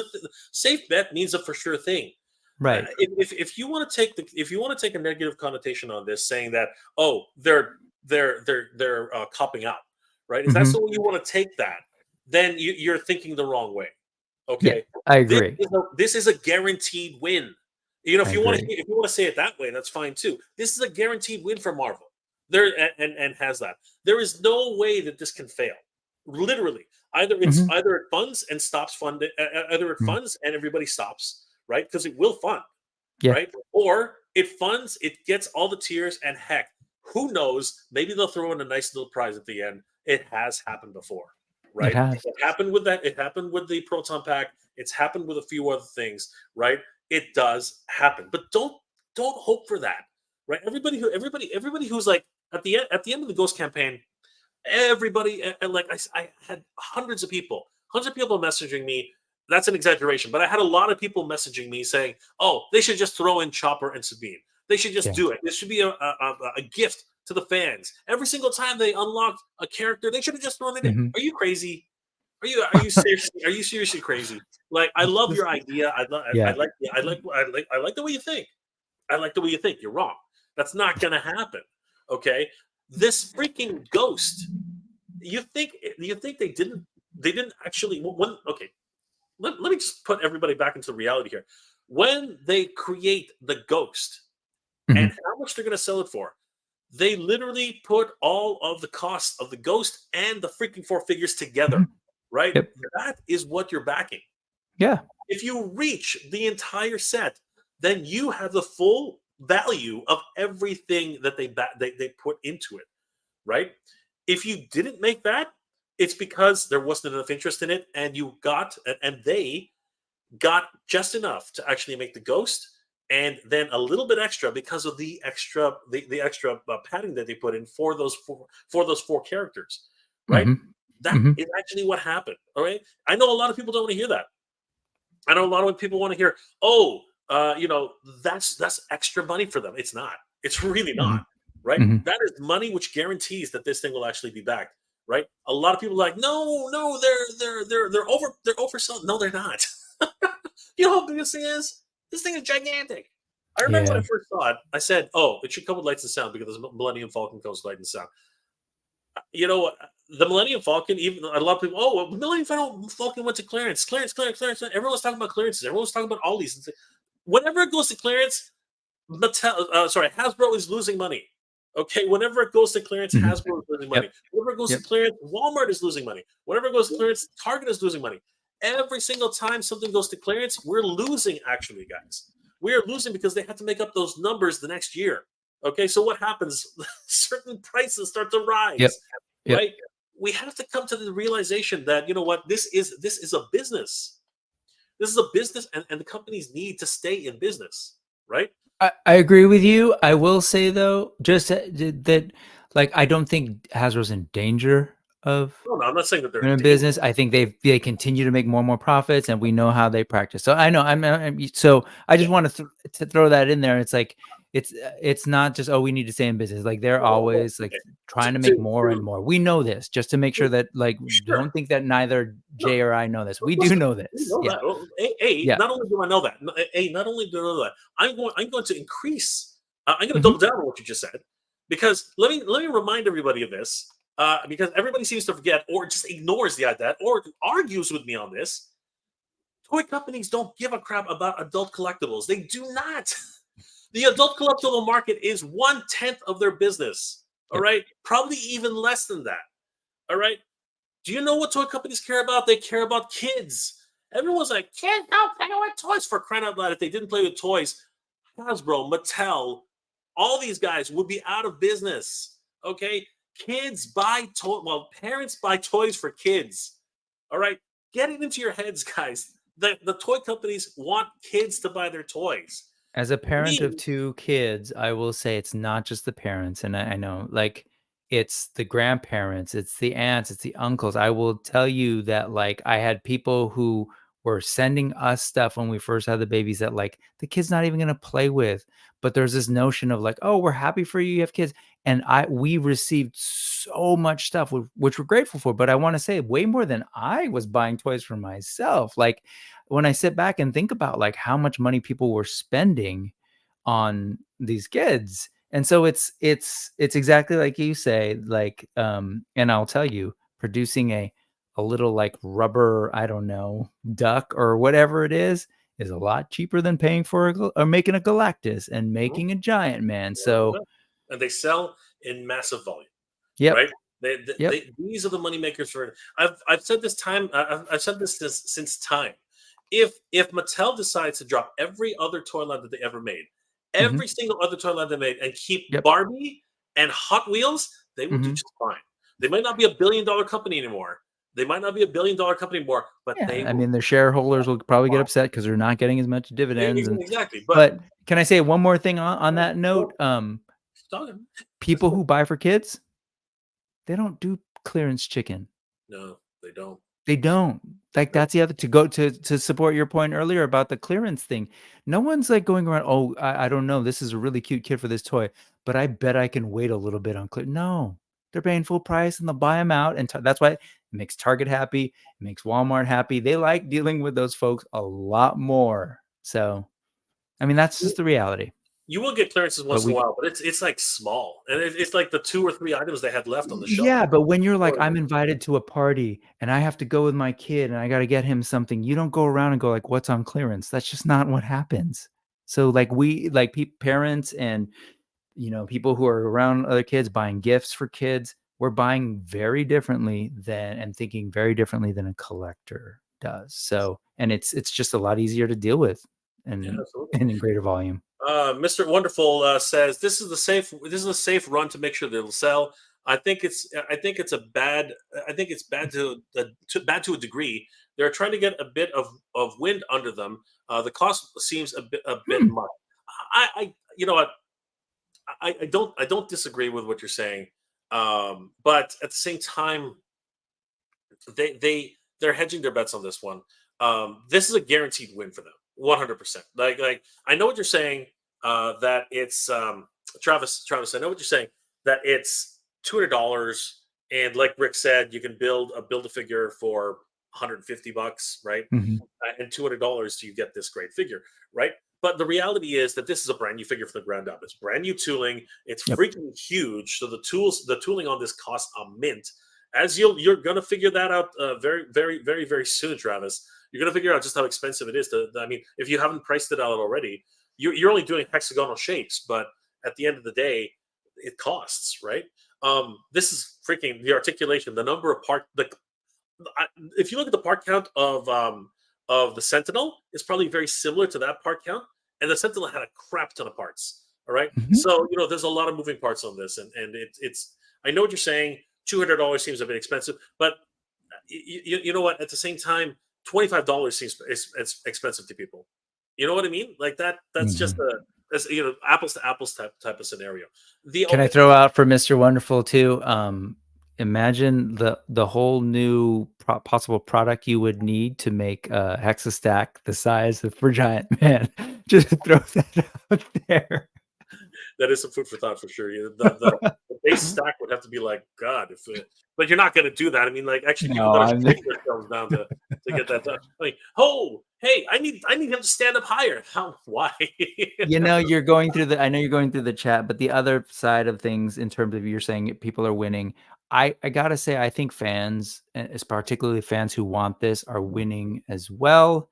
And I think in general, if you're a Hasbro fan, a Marvel Legends fan, you're winning in the sense that Hasbro is now upping the game of what they can do and what people are expecting. And if you're like, even I'm not saying all of a sudden we're going to see toe joints on all their figures, but they've now put that in. There's the level of like the swapping face plates. You know, it's like, we know they can do this now. We've seen that they can do this, and they have had experience engineering these things, or at least working with contractors, as from my understanding, to develop this stuff. So they have they're upping their game in terms of what they can produce, what they've had experience with. So who knows? I bet that some of this stuff will eventually translate into some, ideally, improvements in what we see in just your normal Marvel Legends stuff. Like, I think that's a huge win. And then we keep saying it's a safe bet, and I know that that's generally a positive connotation, but I also want to just throw out there that, is it a safe bet to try and produce a 24-inch figure when you're a company who's mainly in the business of doing 6-inch figures? That's like, it's still a lot of work, and it's still risky because, you know, we don't know how the joints are ultimately going to work in production. You were mentioning to Travis from Hexastack about, how complicated to produce these things. Like if something's off, you got to go back to the factory and say, no, we need to adjust this. Like there's so much that can go wrong. So while it seems safe in terms of selling, I think there's still a lot of risk involved. And again, trust me, please, if we all get to know each other, I'm not the biggest, I swear, apologist for corporations. I'm not. But I also do recognize what's going into this piece. So 100%. James Howlett, 91 points for articulation is Transformers level, right? A giant man is twice the size of a Star Saber. This is true. There's a lot of moving points in this guy, and that's just the articulation points. In order to, on the inside of that, there's even more points and joints and things that happen on the inside, right? I was saying the parts count on the Sentinel is what I imagine is also the part count for, and maybe in Galactus, maybe I'm completely wrong, but each individual digit actually moves, right? There's a lot of moving parts that go onto this. But yeah, it's a crazy thing. Travis Smith, Jay, I don't follow this through these Haslabs. Most parents aren't buying those Haslabs. I'm not following this. Travis, come on. I'm talking about the idea that bigger corporations, right, don't need us. That's what I'm trying to say. They don't need to do this. They don't need to do this. What's it called, this Haslab. They don't. They don't need to do Marvel Legends. They don't need to do DC Multiverse. You know what I mean? They don't need to do these things, right? Okay, DC Multiverse is a different thing. That's McFarlane, whatever. His entire business is toys, but they don't need us, right? Their overall model, what they actually need are kids' toys, right? So that being the case, this doesn't even need to exist. We are a convenience, all right? We are a cherry on top because the figures we buy are the most expensive per unit that they sell. Right. So when they're selling figures like they do with Marvel Legends and people are just buying them up like crazy, like that, they are happy. But when they start sitting on the shelf for depending on the character that you made, not everybody seemed to like the what's it called, the Eternals. That line died. That line died on its feet, right? Because the movie was interesting, but people didn't get it, right? So the Eternals line died. It went to Ollie's and it went to all these clearance places so fast that line was considered an absolute bust for Hasbro. And it's one of those things where, like I said, yes, only adult collectors buy adult collector branded toys, of course. But in the big scheme of everything, big box companies, billion-dollar companies like Mattel or Hasbro, they do not need us. They subsist on kids' toys, not adult collectibles. We are a convenience because we are the sweetest plum. All right, I know the analogies are getting worse, but we are the prize. Okay, because every toy that they put for every $35 toy that we buy, they have to sell 35 $1 toys. For rubber duckies, just like what Brick said. You know what I'm saying? But those rubber duckies are guaranteed sellers. You see what I'm trying to say here now? Because they know when they put out a kid's toy, more than likely it's not going to go to clearance because the kids those toys are in demand. Whereas when it comes to Marvel Legends or anything like that, every single secondary character is a risk, literally a risk. If what's it called? Repaints. Repaints are a risk. If Miles Morales 3.0 doesn't sell, that is a huge hit to that particular budget.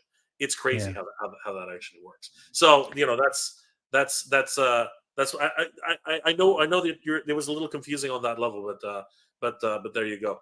I have a 19-year-old son. I don't mind spending a chunk of money. I spent $1,200 on Savage Crucible. Not sure where I am on AWOC and just spent $1,200 Cosmic, but I never purchased Sentinel Galactus. I hear you, brother. These crowdsourced projects are not for everybody. I know what you're saying. I know exactly. You don't need them. You don't need Galactus. You don't need because again, these are characters that in your eyes are just part of the story. Right? It's not your dream project, right? Whereas for me, the Thundercats Lair is a dream project, right? And I'm crazy enough to actually spend $750 freaking dollars on that, right? But that's the point. You don't have to buy it. I mean, that's really what it boils down to. not to center out, not to center out Travis there. Speaking of Travis, might as well throw this up right now, guys. The Hexastack project has actually completed its run on Kickstarter. Thanks to everybody who supported the project. It's a wonderful project. For if you guys don't know, the Hexastack system, of course, is a stacking system for your action figures. If anybody's actually tried to display action figures on a shelf, you'll start realizing very quickly that you can't see the ones in the back compared to the ones in the front.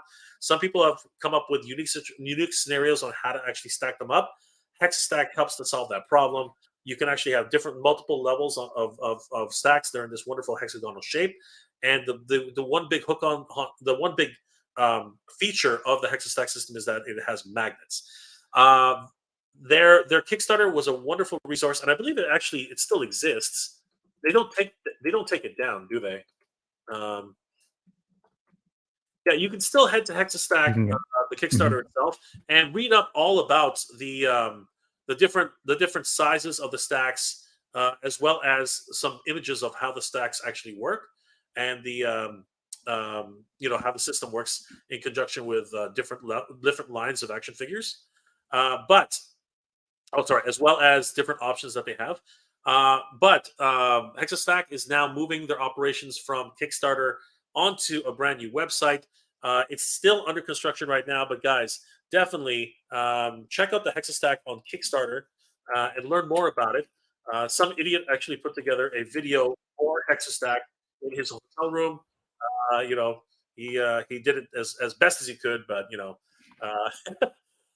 watch the video, learn a little bit more about Hexastack. You guys won't regret it, guys. And yeah, I just wanted to bring that up again for just so everyone knows that the Kickstarter actually has completed its run, and they are working on an actual website. So guys, definitely check out Hexastack on Kickstarter.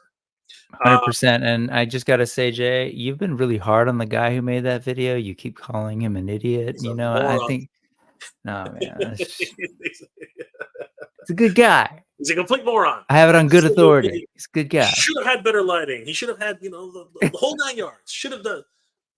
His voiceover sucks. Come on now. Man. Toy collectors are so angry. He's an idiot. Hal Jordan. Let's not forget it's simply $200 for everybody outside the U.S. So yeah, I'm going to play devil's advocate here and say that it's highly overpriced for everyone not in the USA. I don't deny that. I mean, it's going to cost nearly $320, a little closer to $320 here, for sure. I get that. Mind you, that's mostly inflation. But then there's the shipping on top. There are multiple things to take into consideration when you buy these things. So yeah, no, I totally get that. Ramen Toy, the tooling costs a bit, but it's not a fortune for Hasbro, in my humble opinion. Yeah, honestly, they can eat the cost any day. But just Ramen, Ace. Here's that economies of scale. As they work for smaller companies, they also affect larger companies too. It's kind of crazy and kind of scary how when you're a larger company, it has to work for you, right? Because every project that you make, you put into research and development, you put into the employees that you employ, and it's kind of crazy that if a project goes south and you invested $2 million into it or whatever it costs, that's $2 million on your returns, and then that it's a trickle down effect. Whenever a freaking investor, because this is how the world works now, when they see a blip and then they see a dive, they panic, right? It's just how crazy things tend to work. It's really when you get that big, people say stuff like too big to fail. Oh no, every project for every big company is a major stress on the whole company as a whole. It's just crazy.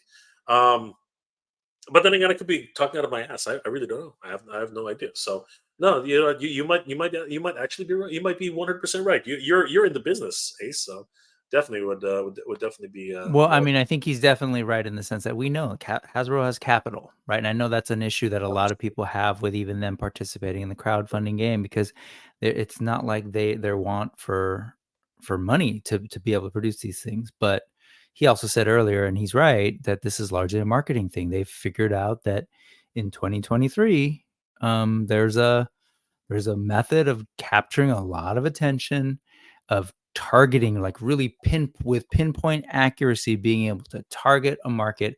And then at the same time, what we don't talk about enough is every time they do these things, you're getting so much valuable data, right? Because you're giving them your name and all this stuff. They know exactly who is buying a certain type of toy, who's willing to spend certain amount of money, and when they're willing to like commit to it. Because some people are going to back earlier and some people are going to back later. So there's a lot of value in these things. So anyway, I think he's right. Yeah. Yeah. Again, I'm just talking about the larger concerns of bigger Of companies, course. but Yep. realistically, we're all just customers at the end of the day. So it's up to you. You don't have to buy their products. Dex the Collector. It's a good thing that Giant Man ends in October because the focus on the Cat's Lair, maybe even to recover enough for Giant Man. You know what? That is a consideration for sure. But I don't think these companies don't call each other. They don't care when they drop a project. They don't care if they're actually No. impacting another company's bottom line. They really do not care. And in Yep. some cases, they actually want that company to not do really well. It's a dog eat dog world out there, man. It's Let me absolutely. ask you this on that note. They don't call each other for sure, but they watch what's going on. I put this earlier in the chat when I was watching. How much do you think the price on this thing is in response to definitely like, the other part of the building, the Star Wars teams offering and how much that cost? And then the Cat's Lair and like sort of figuring out what's that sweet spot. Like, do you think that they looked at the price of say the Cat's Lair and this and that affected where they landed on the So, 199? so um, are we talking about the cats there? Or are we talking about the I'm both. Like, I'm just because right now all these things are hitting right now, right? yeah, So the Ghost just finished and the Cats are still in play. yeah. And they're probably watching, like, wow, that's what they're charging for this giant thing. Like, do you think that affects what they feel they can actually put out there without having All strong companies look at reactions? all companies look Yeah. at each other. All companies measure the market. All companies look at the reactions of what's happening. I mean, this would not have happened. This price on this Hank Pym would not have Hmm. happened without the reaction that happened with the Engine of Vengeance. Sure. All right, Yeah. there's no freaking way. If the Engine of Vengeance was a home run, they would Hmm. have added another $50 onto this. Hmm. I guarantee it. But it wouldn't be just Hank Pym. It would be Hank Pym with the Wasp, with a gold version of Iron Man, with Hmm. all Hmm. these additional tiers. Yep. If the Engine of Vengeance had been a success, but because the Yep. Engine of Vengeance died literally on its feet like within weeks, right? They literally had to reconsider, right? And because they weren't willing on that particular project um, to extend the deadline. For example, they threw things into the kitchen sink, right? They moved the tiers around, but they didn't actually give anything extra this time. Whereas with the Rancor, they were at least willing to give up a Malakili and throw in a couple of other things, right? But Hmm. that's not Hmm. what happened with the Engine of Vengeance. They literally like, okay, we got to reset on this because the optics were bad, right? Hmm. The optics just didn't work for them at the time, and they realized very quickly, it's like, we can't save this one. There's nothing to save, and Hmm. that's actually why the marketing team, at one point literally just put out a statement. It's like, yeah, we're not extending this. Like it's not worth the effort, right? No one's responding no matter what we do. Rearranging the tiers, offering Madeline Pryor as the first instead of Yeah. Mephisto, right? Nothing worked, right? And because nothing worked, they were just like, all right, no, we're gonna restart, we're gonna reset, and they went back to the drawing board. They sat in the boardroom and like, look, we need to win now because we don't want to go down the same road that Star Wars went down, right? We don't want to have two goose eggs in a row. That really looks bad, right? Hmm. So they said, okay, what do we do? And it's like, oh, right, let's get back in the good graces of the fans, right? Let's Hmm. offer Hmm. let's offer a Haslab, which is guaranteed A for us, and then you know what, but it's still a safe bet. We're not Hmm. going to lose any money off this. We're like, the base offering is enough, like it's just enough, right? $200 with two swappable faceplates, for me, that's just enough. It's nothing spectacular. You know what I mean? And it's within their profit margin. They can still make money. There's still meat on the bone there, right? and then they said, okay, what do we offer for stretch goals? Sure. My biggest problem with this is that it's not 3 heads like the Sentinel. You know Mhm. what I mean? It's not. They went the route of a faceplate swap, which they already included, and then they put a final stretch goal of the actual head for the. And I had to correct myself. Scroll. Yeah, I had to correct myself because my original video said it was another Yeah. face swap. The scroll is an actual head sculpt, Yeah. but it's at the last. It's the last one, guaranteeing the fact that they will actually make. If they don't reach that goal, they're Mhm. safe, right? Um, this is a win. This is an absolute win, 100%, unequivocally. They're going to reach this goal. They're going to reach the minimum funding probably in a week or so, maybe shorter than that. Mhm. At this trajectory, we're already at 1/3 right now, and then Yeah. furthering to that, it's just a trick. It's again, it's gonna flatline just like Sure. all of their Haslabs, and then right at the end, boom, 3,000, 4,000, 8. I mean, the Ghost had 8,000 backers in the last day. 8,000. Yeah, Well, yeah. shy of 8,000, but that's a fuckload of backers, man, in like Yeah. one day, right? You you know, it's funny, we were saying, like, I heard you earlier. Excuse Bless me, you. sorry, Bless folks. Gesundheit. The I heard you earlier saying that it kind of slowed down for, like, a day one. Is that factoring in the 10,000 number? Because I was looking at Brian Brink, you. Mhm. who has been the person handling all the sort of, like, data collection, a lot of these, pretty much all of these big crowdfunding, Haslabs, Cats Lairs, et cetera, Mattel Creations. And I was looking at the basic curve, and knowing that it's squished because it's 10,000, it looked to me to be kind of about on par with everything else. It's just that Well, it's less in I guess number because it's a $10,000 threshold or I, I 10,000 backer threshold. I don't I know. I was just wondering, were you looking at that, or was it no, just no, the number? I knew about the 10,000 versus 14,000 Uh-huh. threshold, but the velocity. What I mean by velocity is um, certain Haslabs, like for instance the heck is it called? The his tank funded in a day, Of course. Yeah. like absolutely, and Yeah. that was what That 14,000. definitely. You Sure. see what I'm trying to Yeah. say? That was Uh-huh. 14,000. An additional Right. 14,350. Like uh, $300. You know what I mean? Like that was much more expensive, right? Much more expensive, and freaking in one day, right? Mhm. This one looks like it's going to take a day and a half, maybe even 2 days, right? I'm just talking about velocity. I'm not talking about Sure. where it is on the chart. I'm just Got talking it. about Got like it. Okay. because even the ghost almost made it on its first day. Mhm. It took 2 days. Actually, it took 5 days. It was weird, but there was probably because people were at Comic Con. Some people didn't like, it was a weekend. People weren't checking their emails. There was a whole bunch of reasons, right? And that's the thing about this weekend. A lot of people might not hear about it until Monday. You know what I mean? It's kind of weird how these things work, Mhm. right? But we'll see. I mean, if we were to go there right now, just to double check, um, let's have a look at this. So I guess about an hour and a half ago, sorry, 45 minutes ago, it was like 3,263. Hitting refresh, yeah, at 3,278. It slowed down considerably, right? I mean, Mhm. it is Mhm. 3 a.m. in the morning, right? But 2:30 in the morning, right? But again, it has actually slowed down, right? So Yeah. it's not at the velocity of the speed at which it's backing. This will take a little while is what I'm trying to say. It's not Mhm. going to be Sure. the home run 2 days, half like one day for the his tank. I think even Yeah. the No, that makes sense. yeah, Yeah. I think even the Dragonfly was like like 2 days. I think, you know what I mean, like that kind of thing.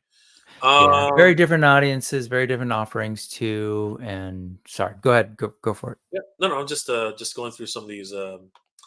Justin, Engine of Vengeance didn't die. It got moved to Rum. Good one, Justin. Ramontoy, the Ghost has a lot more tooling than Cat's Lair. Yeah, this is 100% true. Absolutely. But again, we're talking about a $1 billion company who has a lot more funding than a small boutique company that literally, had to do this all on their own, right? That has to be taken into consideration too. When you're talking about that, it's also it is also bigger, a lot bigger. This Yeah, like the yeah, cat slayer yeah. is huge. I know that the ghost is pretty big, but it's not the cat slayer. The cat slayer is massive. My brain is slowing down and it's slowly catching up and reminding me about something. So Thanos just mentioned something about the figures that triggered me. You were saying like, oh, would have been great to have other figures. I was thinking about that piece, like to get 6-inch figures with this, but the struggle that I was having, and I'm sure they thought about too, is what figure do you offer that isn't going to frustrate people, piss people off who aren't going to back this thing, right? Even if it's a new version of Gold Iron Man or whatever it is, y- it you don't want to keep that behind the paywall of this thing too, right? I think that's always tricky for me when it comes to these Haslabs. Sure, if you're going to back it, it feels like woohoo, like I'm getting this cool thing. If you're not and you're frustrated with that thing, but with the offering, but you're looking at those figures and you're like, man, not only am I not going to have this big piece, but like I'm a 6-inch collector, so maybe I don't want the big things. But now these are 6-inch figures that are out there that I won't be able to get. That's I struggle with that. Yeah, Ramen brings up a good point. Furthering to Mhm. yours, I also think there's a general bias against the Marvel team, such as whatever they do post EOV will be heavily scrutinized. This is true, and I Yeah. think that's exactly furthering to Brick's point. Um, this is one of those things which is a sticking point on that. Mhm. They actually mentioned in Yeah. the live stream that uh, they looked back at the history of what's been happening, right? Mhm. And they said, "Oh, the Engine of Vengeance. We didn't want to hold Madeline Pryor, on a paywall, and we didn't want to hold Mephisto under a paywall because that sort of indicates the idea that they're not going to be released now. Yeah, Yeah. right. So all of a sudden you're like, Yeah. okay. So they decided to err on the side of caution and not release any figures, right? Right. That's actually what they said, right? Yeah. Um, Yeah. I don't actually believe that's 100% true, because you can do whatever you want as a company, right? Yeah, you showed it in a Haslab, but that doesn't mean you're not going to release a version of Madeline Pryor. But that was the other problem. They actually painted themselves into the corner with Madeline Pryor by saying, "No, we will never release this version anywhere other than here." And it's like you guys are holding us hostage, right? That was bad optics right there when they said that, because they actually did say something to that effect. It Yeah. wasn't exactly that, but that was really not cool. You know what I mean? And a lot of people really resonated with it. Like they No, yeah. scrutinized on that. It was actually Totally. a real sticking point on that, because it seemed like you were saying, "Oh, so now you're demanding that we buy this thing to get Madeline Pryor," and you know what Yeah. the fan base just said, "Screw it." You know what I mean? It's not even the Madeline Pryor we want, so screw it. Right? So, It's true, but like they they've put a lot out there in general about what a HasLab is, that it's these one, like one shot kind of like dream projects. And so that's being scrutinized too. That's all up there. So I think when when when people throw in figures, sorry, if they were to do that, like you said, and then kind of actually go back on it and release Madeline Pryor or whatever it is, that's going to get scrutinized too, right?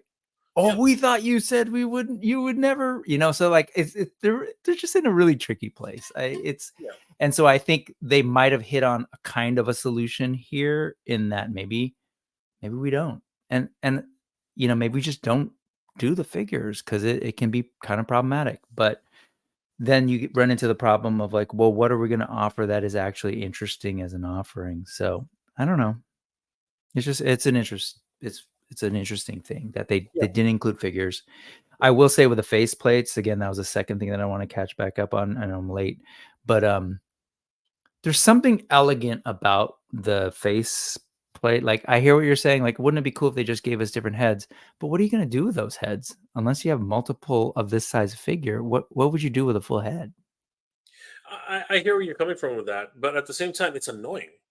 If I'm I like that. Okay, it's annoying. No, it's yeah, annoying. It's yeah, fucking annoying. Like, have you like trying to pull out a faceplate, right? Mm. And here's the other problem. Now that they've actually put almost glass type eyes, how Uh-huh. often are you going to scratch one of those things? Because they, in my opinion, when you're popping it out and putting it back in, it never fits. When you're trying to put a Oh, I faceplate, it gotcha. never actually fits. You got to get it in there, and you got to find Mhm. that freaking hole, right? And sometimes it's going to slip. It's going to slip, and those eyes actually stick out.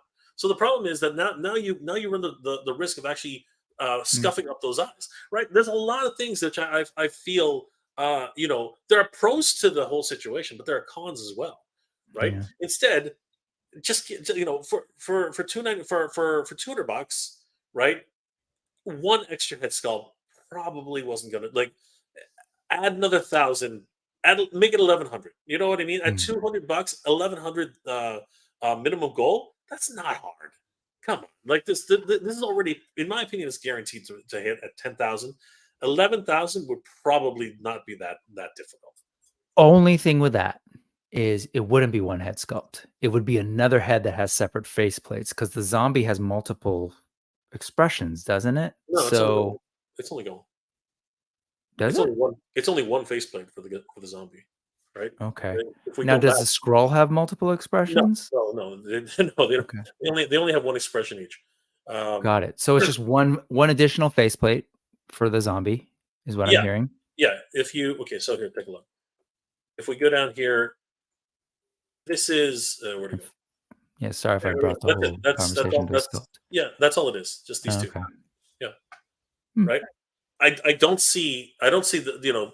It, sometimes designers get caught up in the whole gimmick, right? They're so proud of what they've done, and I get that. I'm a designer too, right? But form follows function, and really a little bit extra.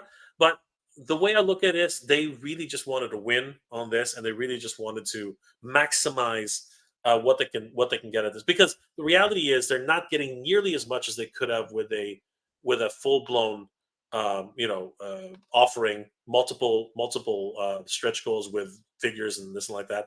You know what I mean? The overall profit margin is just enough. Like Okay. they're hoping to blow this out with 20,000 pieces. You know what I mean? Like overall, and it's a low ask, right? I think they're really playing it safe for this one. That's my opinion. I have no skin on the game anyway, because I'm not in on this one, right? Like this is it. It's there's the aesthetic is there. I love the way it looks. I really do. I think it's a Yeah. I think it's a I think it's a marvel quote. I think it's a marvel of engineering, and I think that they should be definitely proud of themselves. But Mhm. the reality is, I'm not in on this. It's just first of all, because I got no money. I'll, everything I'm doing right now is going into the cast layer, no matter what I can. I'm still selling figures to get that done. So yeah, it's what needs to be done. You know what I Mhm. mean? Like they need a Mhm. win. They're gonna get this win, and they're gonna build up the funds through this win to get another Haslab going really really quickly. So yeah, it's just one of those things. Um, Lar A. It's likely they'll announce one or more versions of the Wasp and or Yellow Jacket at their PulseCon, which again is safer to go is the safer way to go. It allows fans to pick up either or both of the figures and the has. I agree. Mhm. I agree. For the money you save, you'll pick these guys. You'll pick up one or both of those. It makes sense. It really does. So yeah, again, it's they are. It's not that they're gun shy. It is just that they are. They don't want to risk it on this one, right? It's a safe win for them. Andrew Davis. Who else is having trouble finding the hole? That entire time you were talking about that, by the way, I was thinking of Kayla, and Yeah, of course, I was waiting to of see course, where you were gonna break, but I was of kind of like, course. I keep looking you for the hole. That's what she watch said. it back. You did some cool hand gestures too, which were perfect. Yeah, it was great. Yeah. Anyways, Anyway, whatever. Toybot Heather. I can only speak to my experiences with current faceplates, and both Modoc and Galactus mouth plates fit seamlessly, so I'm not worried about the faceplates on Giant Man. Well, Mhm. that's fine. And again, I'm just relaying my whole thought process here, and the way I look at things. However, I will say that Justin actually, not to throw him under the bus or anything like that, but Justin actually had a major problem with Modoc and an experience in and of itself. But anyway, um, uh, thank you, Monkey Jeebus. No, you don't have to. You don't have to do anything like that, bro. It's all good. I That's appreciate it, awesome. brother. Thank you. That's The awesome. community is so generous. It really, Mhm. you guys are awesome. Hal Jordan, even when Kylie isn't here, she's here. This is true. She is up here. She's in the back of. She's literally embedded herself into the brain. So this has literally become another Ant-Man talk, but it's top of mind, right? It really has been, and we're not trying to pick on Hasbro here. It's a win. This is going to be a win for Yeah. them. I'm Yeah. not even joking Yeah. about that. But getting on to some of the other things that happened with these bank breakers throughout this whole week. It's been absolutely crazy. Master Universe, Brick. I don't know if you know this, but Master Universe has given the power to the people. Yep. Have you heard about this?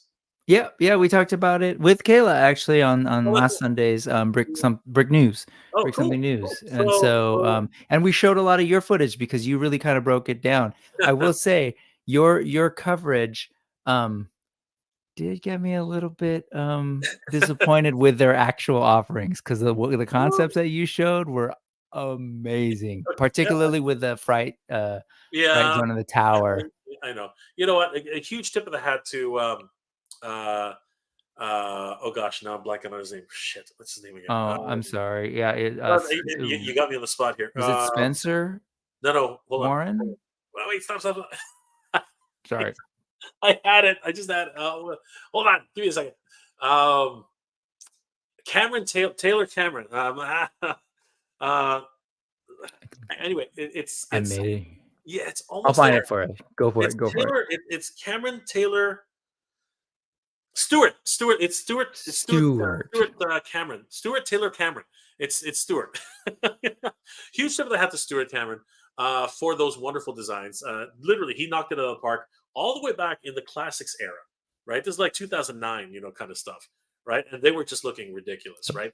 So, guys, if you didn't already know, Master Universe did give the power to Eternia, to the Eternians to actually back one of these fabulous projects. You could choose from the traditional Fright Zone, which I'm going to circle back to this in a second. The traditional Fright Zone, the Snake Lair, funnily enough, the House of Slither, the Tower of Doom, Horde playset, this incredible freaking attack track from the Filmation designs. Again, going to get into that in a second. And the Horde freaking crawler, man. Holy crap. That is freaking crazy. Brick, obviously you had a discussion over the weekend. What are, sorry, was it the weekend or was it anyway? I checked back. It wasn't. It was I think it was like a special Tuesday thing just because I wanted to talk about these things. Like, yeah, no, it was. Yeah, no, it was later. Yeah. Which of these would you like? What did you vote? Like, did you? I did. Oh, you did. Okay, so and I'm one of those bad voters who's probably not going to buy, so I can kind of ruin it for you all. But no, I'm not. No, that's a good voter. That's a good voter because you weren't helping the process. No, it's when you sit on the sidelines that you know what, nothing helps, right? All right, so let me try and pick your brain here. So I'm gonna say you went. Okay, here are my predictions for Brick.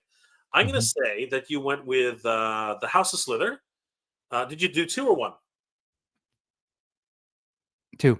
Did you pick 2? I'm using my Cerebro. I'm sending it to you. I voted for 2 things. Okay, so I'm gonna That's say what you're asking me, right? Yeah. I'm gonna say you did the House of Slither, and I'm also gonna say that you did.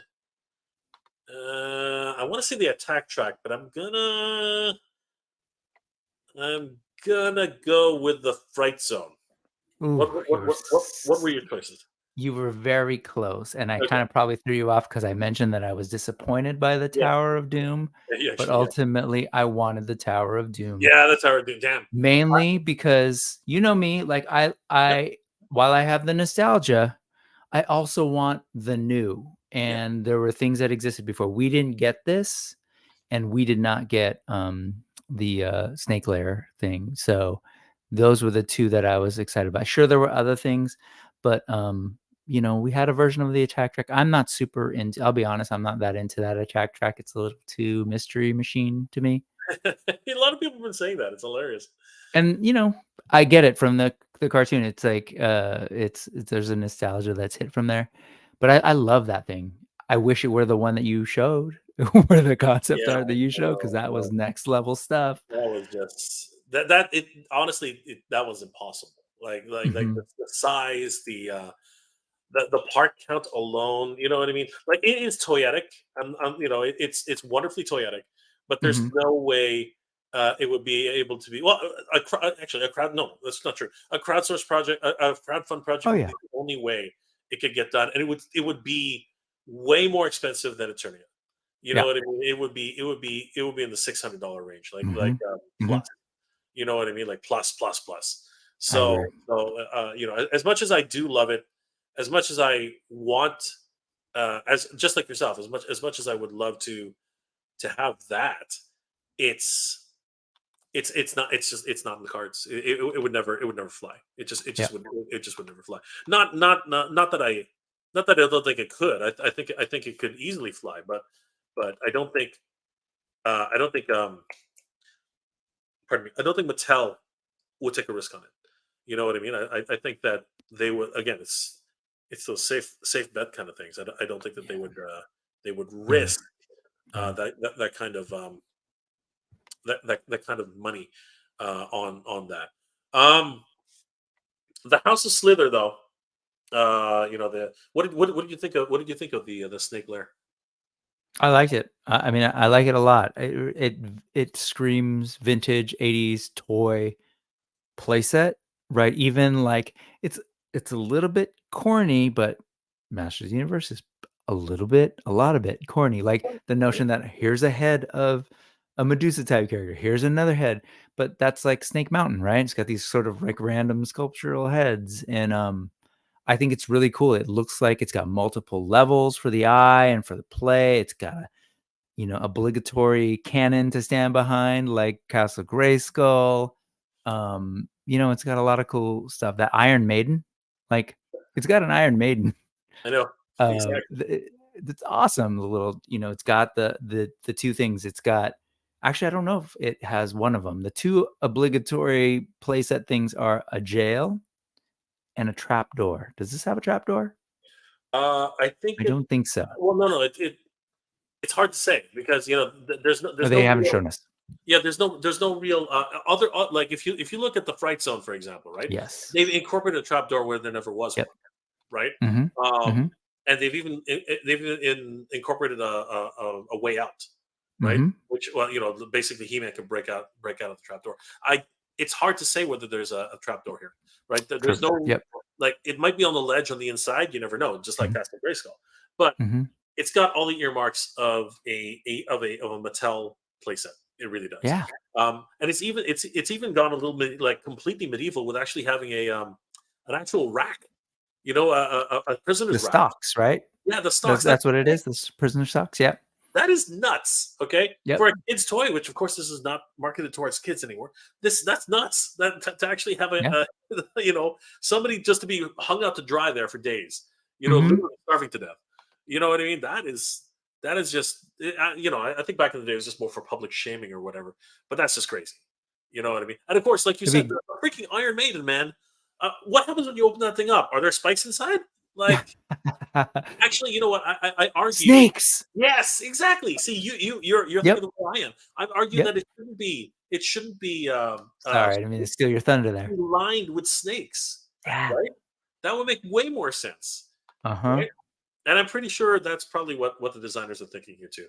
Um, I'm curious to find out what your thoughts are. Now, I know you did mention it, but why the honestly, I'm asking the actual question. Why do you think they included this? Because I'll get to the real reason why I'm asking that question. But Hmm. what are your thoughts on You the mean among all of these things, why include the fright zone that they've made in the past? the traditional Fright Zone? The Yeah, I think for two reasons. Number one, when you hear a lot of people talk about these vintage sets, the Fright Zone comes up a lot, and there's always that one piece.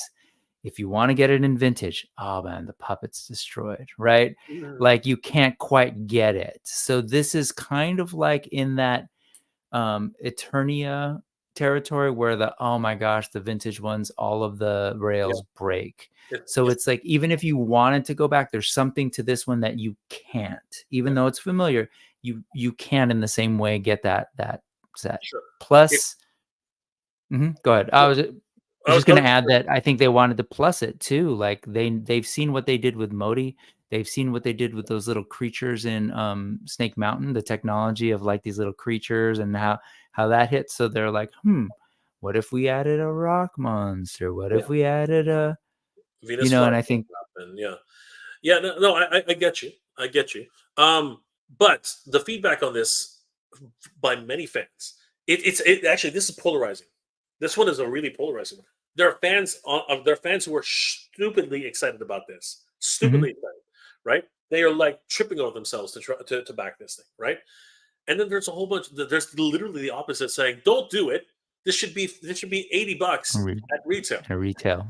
Just like Snake Mountain, just like Castle Grayskull, and I see the points for both of them, right? I do. My assertion to that though is, if this is going to go to the crowdsourced model, it needs to be bigger, because the original Horde playset is pretty damn small. You know what I mean? Comparatively, compared to like the Snake Mountain and the Castle Grayskull, it's actually pretty compact. You Yep. know, like you know what I mean? I get the puppet and all that, Yep. the crazy, but realistically, it is kind of small, right? I remember that as a kid being like, oh, that's what the Horde gets? Yeah. Given that we had Castle Grayskull and Snake Mountain, Yeah, it was like, oh, really? Yeah. yeah. And that's my only gripe. If I have a gripe, that's the only one. Other than that, I think, no, we need it. We need the Fright Zone, but this is one that actually could go to retail, right? But retail's already out the door. We already know that they've moved all the Origins stuff to Mattel Creations. This one, though, I think has a chance to go to retail on legs. Yeah, I think it has the legs to go to retail, because they still have Masterverse in retail. They're not abandoning Masterverse yet, right? So it's interesting. Not your cup of tea. It reminds me, no, it's not. It's very, like I said, it is pretty like minivan esque, and there was also a GI Joe Like vehicle. Mystery Machine, right? A lot of people have been saying that. I have a counter to that, though. This thing actually, if what they're showing us here is correct, this thing comes with the actual attack track from the back. That's the saving grace. I saw that too, and that's pretty exciting. That is what really blows my mind. Okay, and actually it actually gives credence to the idea that they're building this for both Masterverse and Origins, because the way I look at it, they you could fit a Masterverse figure into the Wind Raider. You can really squeeze a Masterverse figure into Point Dread. With a caboose and the back being as big as this is, I think you can push these two seats back and put in some Masterverse figures into here. I really think that's possible, right? So this thing, along with many of these things, actually, I think they could really have dual purpose. I really do think so. No, I'm excited about that, and I hope they follow through with that a little bit more, because I've been saying that for a while. My jet sled is a Masterverse. My the horse, oh my gosh, I'm blanking. Stridor. Yeah, Strider. Is got Man-at-Arms in it from Masterverse. Yeah. So like they really should. And if you're right, and if we're right about this potentially being the size of that with an attack track in the back, even if it's just let's just say Origins, it's still approaching Thunder Tank size, right? Absolutely. Maybe not Thunder Tank size, but the Turtle Van size, for sure. Turtle wagon size, 100%. Like I would. But that's two Origins figures, and they're pretty wide. And then I know it's just conceptual to communicate an idea. Have you seen the Turtle Van? No, not in person. Just on not the. Well, no one's seen it in person, but I'm not talking about the one I showed at at PowerCon. The Super7 one. Yeah. Well, the NECA one, actually. I'm talking about the NECA one. Yeah. I don't know. Okay. Well, it's It's massive. Okay, it's absolutely huge. Like it's. What are you thinking? Like 13 Well, I in have it length? downstairs. I have it downstairs. I can bring it up if you want. I No, have a. I it's have okay. a. I have an approximation. I have an Uh-huh. approximation. I have the Arsenal version, which was a Chinese Oh, knockoff, that's right. Hmm. right? I have that. Yep. It's absolutely beastly. It's freaking mad. You know what? Huh. I don't have to run downstairs. I'll just. No, no, no. But it's No, no, just it's I'll show you. I'll show you. Watch okay. this. But it is cool, like to think that they are presenting that they're presenting us with these options that they're still pretty big, good offerings. The Fright Zone, I think, is what's throwing people off because I suspect that we're thinking in the old school terms, and I wonder if that thing is actually larger than what people are assuming. Yeah, Especially if you think about it for Masterverse, if you think of those cells, like I imagine that it is a sizable thing. So I don't know. yeah. No, I think it is sizable, and what I mean by that is it's probably this size. Let me just catch up to here real Hey, quick. look at that guy. Hey, who is that guy? I mean, this. Look at the size of this thing. This thing is absolutely. This thing is huge. Yeah, I've seen. Yeah, Yeah, yeah. this thing. Thank. That You know, reminds me. Of it. Uh-huh. I'm literally cradling like a baby, but this thing is literally massive. Like it is huge. I mean, it looks small Okay, here on camera, but when but I like see the difference now because I remember when you unboxed your Thunder tank, it was on top of that same table, yeah, and that Thunder tank pretty much filled the top of that table, huh? yeah, and So I can this one barely. doesn't quite fill that table. Yeah, Okay. no. It's squat, right? It's way shorter than the Thunder Tank, like but I mean, look at the size of the thing compared to my head. This thing's massive, right? And Hmm. I'm thinking that this probably, as far as anything goes, this is probably the size of the that proposed that sketch Sure, sure. Yep. of a backtrack, right? And you can literally fit three right there. You can see how big it is compared to Classics He-Man, right? I mean, Hmm. that's Classics He-Man, right? And look, he's tiny. You know what I mean? Like he can easily fit in there. Like he's like you can put three of those figures in the front seat. You know, it's got the good old couch seat, right? Yeah, this thing's beastly. It's absolutely massive. Yeah, Hmm. I personally want this, and but it has to do one thing. It has to be motorized. I don't care about the smaller Ah, attack track. The smaller attack track doesn't need to be motorized, but this beast, or I will accept a motorized mini one, and then this was a push one. I'll accept that if it has to be that, but I would love for this to be motorized and maybe even have mhm. some voice effects. I think that would for me that would put it over the edge if they actually went ahead with this one. I don't know. Does that factor into your choice, Brick? I mean, yeah, you're selling me on it. Like Yeah, I see it and I could see the value. yeah, Um, I don't know. I just see all of them as something. Yeah, they're all yeah. pretty But epic. but that's why all these choices were just ridiculous. They were just Right. absolutely Now this would be standout too. You get the yeah, missiles that shoot. If you could yeah, make yeah. those shoot. It's just great. I'm into it. I would love that. Doom Tower. Doom Tower was interesting, and a lot of people actually a lot of people were I think a lot of people like yourself were actually kind of upset that it wasn't the full playset. But I have a counter argument to that, and I think you heard my counter argument. But Top. it also has a lot of things going for it. I mean, it really does invoke a feeling of the Filmation set. You know what I mean? It Mhm, really does. All mhm. these weird armatures. You know what I mean?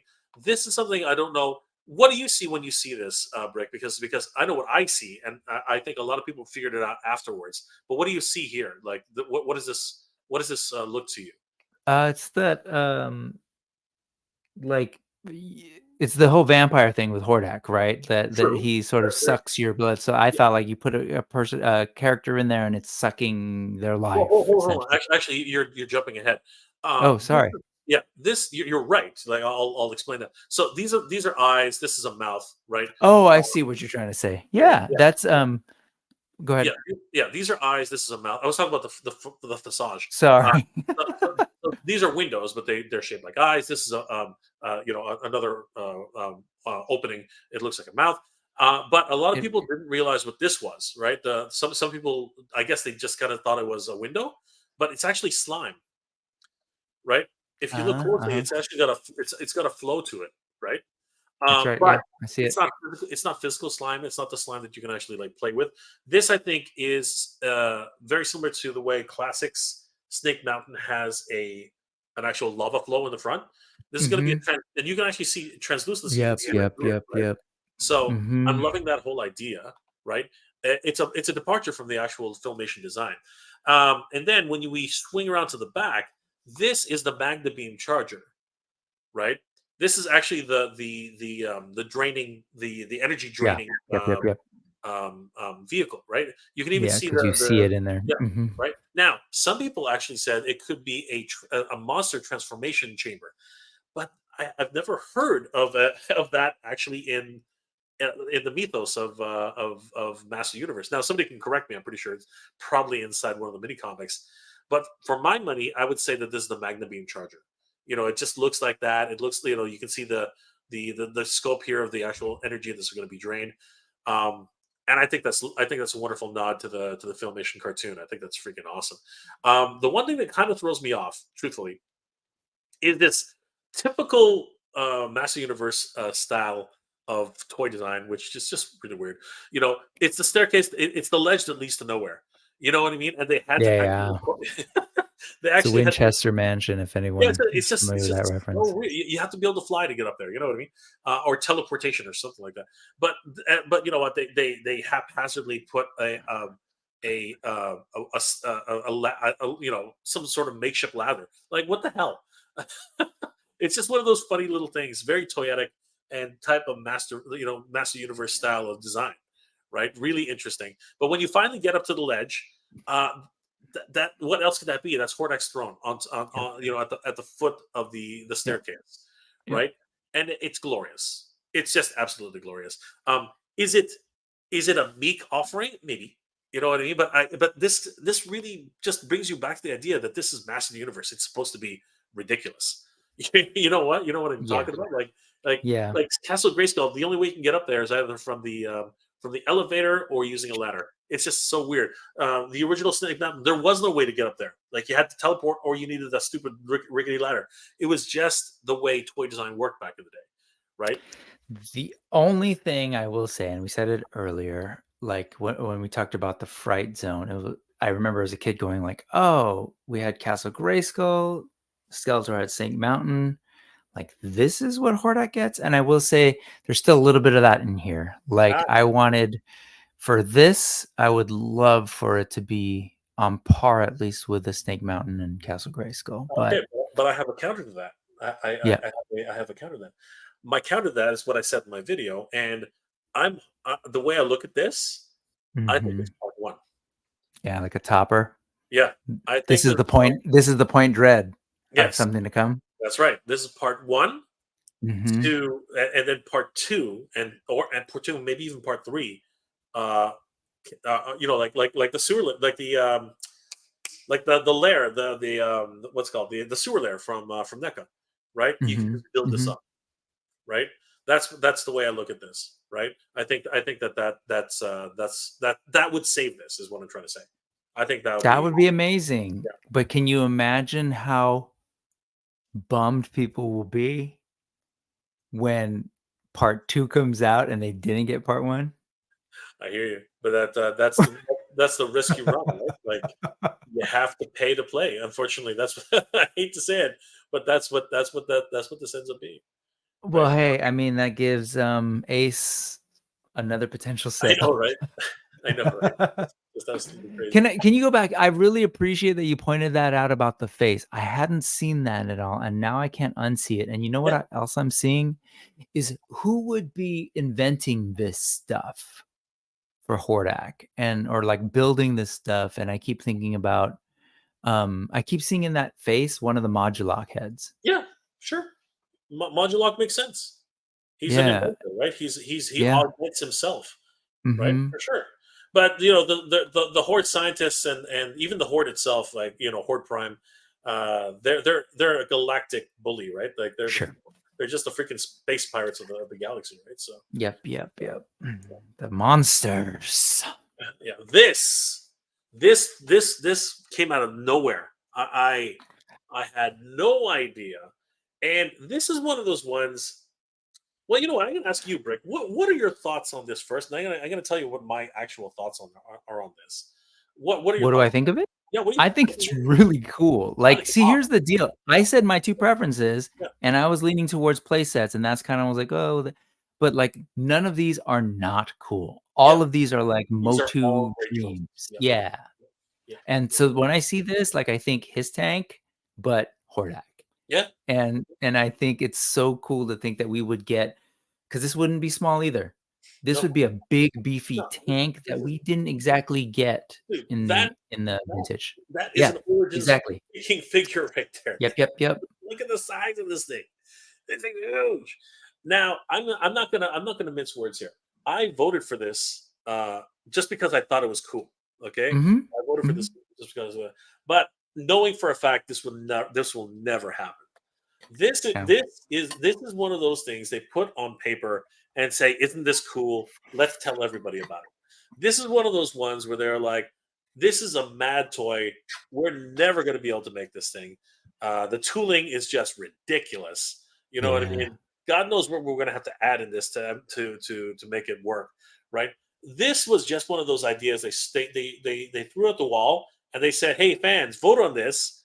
And it's the one that they're not going to put on. That's not actually the ballot part of this doesn't actually work. It doesn't. It's not counting this one. They're going to It's choose the true. second one. That's why they let you have two because they're going to choose the Sure. next one after. Yeah. This thing is just too crazy, too big, too mad. This thing is just absolutely. But I love it. If they surprise the hell out of me and say, "Oh, this one won," I will literally be on the floor. I will literally faint because this is awesome. This is freaking awesome, and it's literally. And the other reason why I don't think it's possible is it's too flushed out. This is one of those ones where they had a guy take. Let me just see this Horde crawler. Be raw. Because there it is. You look at this, okay? Somebody Mhm. traced this. All right, watch this. Watch this. This is fun. You see that even these little lines are here. Somebody traced this at this mofo. This thing is exactly the same. Okay, look at this. Look at this. Watch this. See the positioning there? Watch what Yeah. happens. If I go here and I go Mhm. here and I go here and then I go here and then I go here and then I go here, it's the damn same. It's literally the positioning. I see it. Yep. It's the exact same. Somebody traced this. Somebody literally traced this thing. They added embellishments here and there, made it a little bit more toyetic. But this is an exactly one-to-one trace. This is just one of those ones that like, oh, look at this, guys, you get to choose. No, we don't. This thing will never come to pass. There's no freaking way.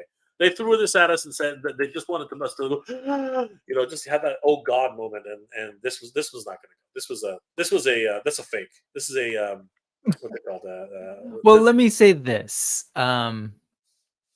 They're gonna have us vote for 2 out of their 5 offerings or proposals. yeah. They get I said this earlier with the crowdfunding thing in general. They're getting a lot of data. They're seeing who's Oh yeah. coming back Oh yeah. to vote, right? Well, you're voting because you can vote multiple. I found out that you can vote every day. It's different. Isn't that right? I Yeah. don't know if you heard that, Well, no, no, but no, no. It's not that. Okay, so here, check this out. So you vote once, that's it. Okay, but okay. I'll let everybody in on a secret here. So if I was to go, so here's a secret. I don't know if this is a smart move, but I'm going to show everybody. I'm going to show I you. know. So Sorry. you Oops. click You're you gonna click risk on it. here, and it said, Mm-hmm. "Hey, you already took the survey." Yay! I was like, "All right, fine, no problem." Right? But try this. Try this, Brick. Go into another. Right click on this link. Uh huh. Scroll down to incognito window Yeah. Yeah. and you can vote as many fucking times as you want. Sure. I guess that's It's, true, huh?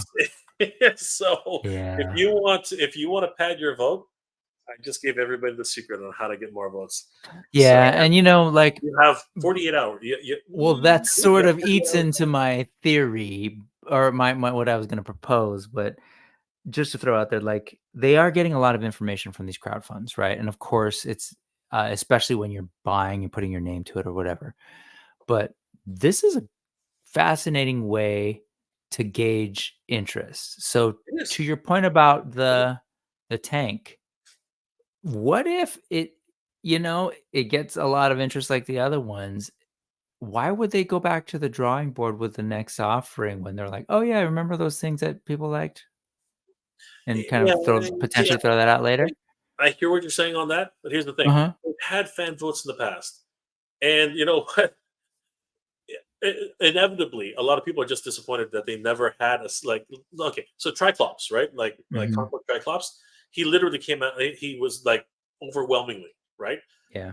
Yeah. They've never actually had another fan vote on a Mhm. figure, and Mhm. I think from what I understand, the options they gave us have never actually come to pass. Like Mhm. so, Yeah. it's like they have ample opportunity to actually do it. You're right. When are they going to do it? Right? I think that Yeah. again, they leave. A lot of people are saying you're leaving money on the table. What this is probably true. They probably are. Right?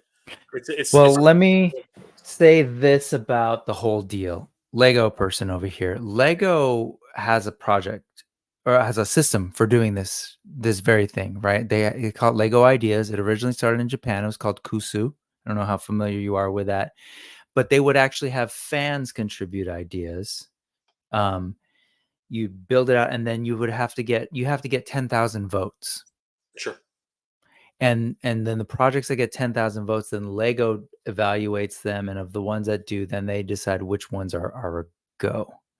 And I just throw that out there because one, it's not unprecedented. People are doing it, and it's a thing that again, it has that built-in hype, that built-in attention. You already have a sense that there are people who are at least nominally interested in potentially buying this thing. And now you have fans like talking about like, "Hey, let's do this." And there's built-in chatter, right? Around stuff that isn't even real yet, Yeah. right? They're talking about your brand and there's all this hype. So, I just wanted to throw that out there because like that has launched a whole other area of business because it wasn't necessarily the same buyers. They were able to attract brand new, adult Lego collectors that are looking at the sorts of things that are being put out there. So who knows? There's a lot of potential, I think, in this way of offering and potentially getting us some of these larger sets. No, no, It's exciting. I totally agree, and that's what it's pretty obvious. That's what fan votes are actually for, Hmm. right? So Hmm. yeah, it's as you said, it's all data, data. Data, That's data, that's that's data. that's really what it comes down to. On that note, everybody mark down your calendars because on MattelCreations.com, since we're talking about them anyway, um, Lady Slither, September 12th, only a few days away. Everybody, Amazing. don't mark down your calendars. This one's gonna be one to definitely get. It's the first time ever that we have an Origins figure with a swappable torso that isn't a pair of legs. This is going to be a very sought after character, not only by Master Universe fans, but also possibly by G.I. Joe customizers. Because this could be Globulus. This could be multiple figures usability anyway. You know what I mean? So this is definitely going to be one that a lot of people are going to be gunning for. 3 per order, $35 each. Don't sleep on this, guys. Definitely. September 12th, 9 a.m. Pacific time. 12 o'clock p.m. Eastern Standard Time. So don't, or is it 1 o'clock? Anyway, 12 or 1 o'clock Eastern Standard Time. So don't sleep on that, guys. Definitely. What do you think of this character, Brink? I think it's amazing. I haven't been grabbing a lot of Origins. I did in the beginning because I was impatient for Masterverse and I was excited. And I've picked up a couple of things. Love the pop and swap of playability of Origins, and so this just kind of ups the ante. And I hope that they continue to think about what else they could offer, like this different body parts, just things that we didn't get in the vintage that they're in a position now to give us in Origins. So Absolutely. I think it's exciting, man. Yep, I'm very, very excited for this. So, guys, mark down your calendars, $35 each. The last couple of Motu figures have lasted until around 3 Yeah. or 4 hours, but I have a sneaking suspicion Lady Slither will not last that long. So don't risk it. If you need a friend to buy this, get a friend to buy this, because this one's going to be very sought after. I think. I really do. I mean, Brick. You said yourself you weren't always collecting, but now this one really catches your attention. So Oh, I'm gonna get her. Like, yeah, and I don't have any origins, but I'm like, this is cool. I really need to have at least one of these to look at that body. You said it. Like, I think they're gonna be customizers who are gonna be interested in an articulated snake body. It's cool. yeah, absolutely, guys. Don't sleep on it. September 12th, 9 a.m. Um, Going back a little in history, the Dragonfly. This was an interesting campaign that was run. I think a lot of people were thinking it was with the Snowcat. I think a lot of people were thinking it was going to be a Cobra vehicle, another Cobra vehicle. I think a lot of people were hoping it was going to be the Mauler because to counter the his tank, but it ended up being this gigantic. And I'll be honest, I have no idea where I'm going to put this thing. This thing is massive. Like the actual footprint on this is just redonkulous. Like like Lenny is not a small guy. Okay, Lenny is not a small dude, and he looked like I think there's a picture of him. Yeah, Here. it's All right, so earlier in the campaign. like, come on, this is geez, 2.5 feet long. You know what I mean? Like 2.5 feet long. Is Lenny here? I thought there he is. Look at that's nuts. All right, that's bonkers. You know what I mean? Like look at the size of Lenny compared to this thing. This thing is massive. This thing's absolutely bonkers. Hmm. Uh, Again, I have no idea where I'm going to put this thing. Like seriously, achieved all of its unlocked tiers. Had a little bit of controversy with Crazy Legs, and I still maintain that I think Crazy Legs was a last minute inclusion because why have two digital renders and an illustration for Crazy Legs? It just seems very very strange to me. Thoughts on this one? Thoughts on Dragonfly? I Yeah, feel like you and I and Toy Sorceress and I forget who else was on that night. We broke this thing down and whatever. I think that this was also amazing. Like, I just feel, I don't know, I don't totally understand any kind of like frustration or consternation with the Haslab only because at the end of the day we're winning. yeah, Like, they're producing toys that could never have been made before, and they're in a position where they have to keep improving and upping their game. yeah.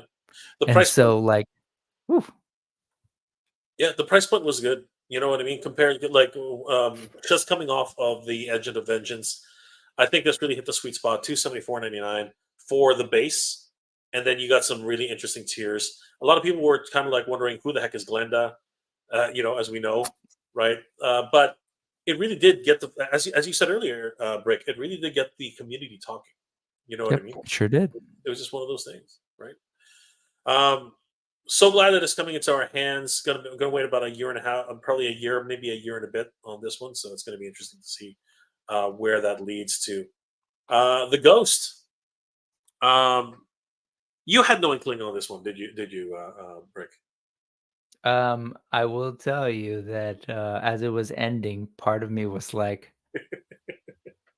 should I get my first Haslab Oh ship? my I god! love the Ghost. It's Yeah, I think it's such a great ship. It's one of the best. Actually, I would say that it's the best ship design coming out of like the post prequel era, like because it just captures so much. I think of the spirit of Star Wars ship design in the old trilogy, original yeah. trilogy. I believe it is a Corellian design as well. Yeah, The it ship. is. So, And I thought about it. I don't have any Star Wars anymore. I have like vintage stuff, but like this is one that I like, ooh, could I fit that on a wall? Um, so I really did think about it, but no, I talked myself off the ledge. yeah, it's got some great callbacks to the show. I mean, everything is here for the most part. And the fact that it went gangbusters at the end. Close to Mhm. 8,000 backers on the final 24 hours. It was just ridiculous.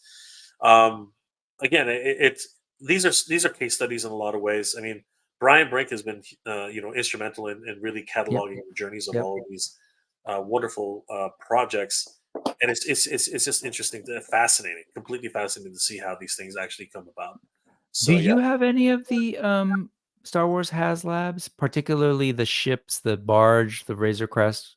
no. I Okay. Have you seen them at all? Been I able to handle I them? I was so tempted. I was so tempted to go in on the katana. I didn't even know it existed. I was not actively collecting toys around that Oh. time. But even then, if I'd seen the katana, I would not have even thought it twice about. I'd be like, Mhm. nope, this thing is Mhm, way too big. I mhm, mhm. I love Return of the Jedi, but at the same time, what the hell is this thing? It was just way too. It was too massive. It's out of scale with everything else that's out there. I mean, the Millennium Falcon is dwarfed by this thing. You know what I mean? Even the Ghost, in terms of volume, I argue there's more volume for the whole ship, for the whole katana, in terms of Mhm, like just the mhm. volume. I'm not talking about like it's width versus length. You know, Yeah, sure. you can put as many jokes Because as you want on it's that one, yeah, right? Girth and length, and yeah, yeah. Kayla, get out of my head. Uh, but it's just too big. It's just like Mhm. it's just even. Yeah, and I'm talking. I'm the guy who bought this beast. You know what I mean? It's just that katana is just ridiculous. Okay. It really The is. only reason I ask is Uh, because I've seen them. Oh, yeah, sorry. I did want to say that the Razor Crest had me interested. Uh-huh. I was so in love with the Mandalorian. You know what I Mhm. mean? Like I wanted to. Yep. I wanted to. You know, I would have started going the other way for Mando. You know what I mean? But there's another killer reference. But anyway, um, uh, I was so enamored by Grogu, by Mando, by Uh-huh, uh-huh, the whole uh-huh. history of it, and I didn't freaking care that it ended up a crater. I thought that was hilarious, right? Yeah, yeah. And it's not like other ships have not been released in the Star Wars mythos that have been destroyed. There are a few ships that have done that. You know what I mean?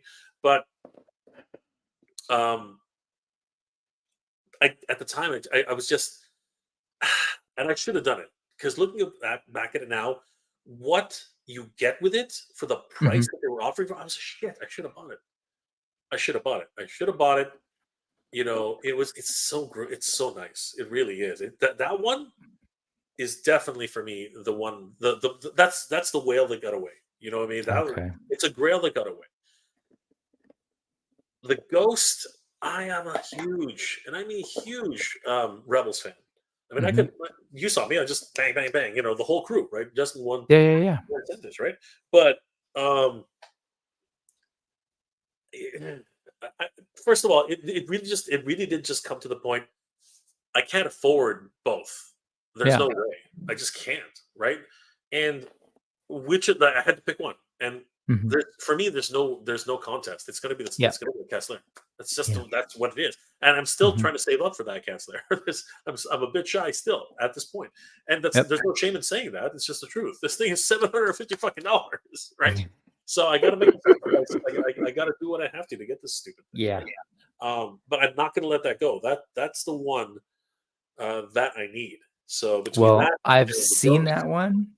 Mhm, and that's why I asked because if you see the quality of what they did with that thing and all the little compartments and just the deco especially, like, on that thing, and then what I see in everything that's going into this Ghost, that thing is gonna be amazing, and that's what also was like, "Ooh, could I do this?" But I yeah, didn't. yeah. I didn't. I totally get you. I totally get you. I wouldn't. I don't blame you either. You know what I mean? Like, Discipline. right? It is I for me. needed some dis For me, it was a money concern mostly, but I totally would have done it 100%. And which leads me to my Grail, my must-have, the one that will not get away. Not this time. Yeah, yeah. Not this time. Uh, Probably the most expensive thing on this list. Yeah, I don't think there's anything that comes close to this. $650 fucking dollars plus. There's the key. It's a bit misleading. Plus $100 shipping, flat Yep. rate. $750 fucking dollars for this thing. It's Mhm. up to 3,363 backers. Some people are worried that 4,000 will not be. No, the 4,000 will be reached. Trust me. 5,000, that seems to be a bit of a, but this Mhm. will definitely reach 4,000. So if anybody is on the fence on that because of that, don't be on the fence for that. This will actually reach 4,000. You're gonna get Tigress chemistry set, 5,000 for Lionel. That's where even me, I'm not 100% sure. Uh, and to be perfectly honest with you, I don't care. I just want the Lair. I've dreamed of this thing. I literally have. I've dreamed of this. I don't care about the key. You know what I mean? Yep. I'm like, Canadians do get a second chance at the key. I don't really care. This is the prize right here. This is the grail. This is the prize, and I will not be denied this once in a lifetime thing, because this is never, Brick. This is never going to come back. This is No, it really is not. this is the one. But you're not in on this, are you? No, I can't. Like I had no business of even thinking about the ghost. As I was thinking about the ghost, then I thought, well, if I'm thinking about that, why wouldn't I think about the cat slayer? But no, I can't. I really can't. This thing is I feel like it's this, right? That's my shoulder width right Yeah, there. yeah. Like that's the size of a human body. Dude, Um, having seen but it in it, person, this thing's ridiculous. but you're 100% right. This is not gonna happen. And I'm sad. I'm actually sad to say that because I think Thundercats is great. And I really wish even that sort of that mid 2000 2011 or whatever it was, that show, Yeah. I'm No, that was on. That so was, sad that thing did not yeah, take off because I think it was fantastic. yeah, And I think there's so much like people really need to love Thundercats. It's such a great property. But unfortunately, it's not there. And so look at us, like what, 40 some years later, and we're getting all of these different Masters of the Universe offerings. yeah, yeah, yeah, Like you're getting possibly a second bite at the apple for a Fright Zone that's like new. So I just don't think we're gonna be able to see that again for Thundercats. yeah. I was actually kind of surprised that that it it's continuing, to be honest. And like I didn't realize when Super 7 was to continue it that we would eventually get to this. No one did, but this is amazing. Yeah, absolutely. And so like if people are considering it and they're wondering like should I get this? It feels like this is the one to go. I forget. I feel like I was just saying this as someone like this is the one to get because especially if you have the money obviously and if you have the space for storage. Okay, while it's yours. If you have that, if that fits in your life, I would say pull the trigger because the resale value on this thing, and I know we don't like to think that way, but this is never coming back. No, You're gonna at least, and I know this is an understatement, at least get your money back. yeah, So it kind of in many ways feels like a no-brainer. I just don't have the space for it. Like money, I could probably make it work. Space, I don't. So even if I were to pay, what is it, 650? If I were to pay $650 worth of Mythic Legions figures or whatever, it's still not going to take up as much space. So that's my big issue. hmm. Yeah. It's you circling back to what you said earlier. We are blessed. Anyone who's Mhm. born, between the time, was a kid of the '80s and '90s, Mhm. we are so blessed right now to actually have these choices, to have these gems, these grails come back to us decades later.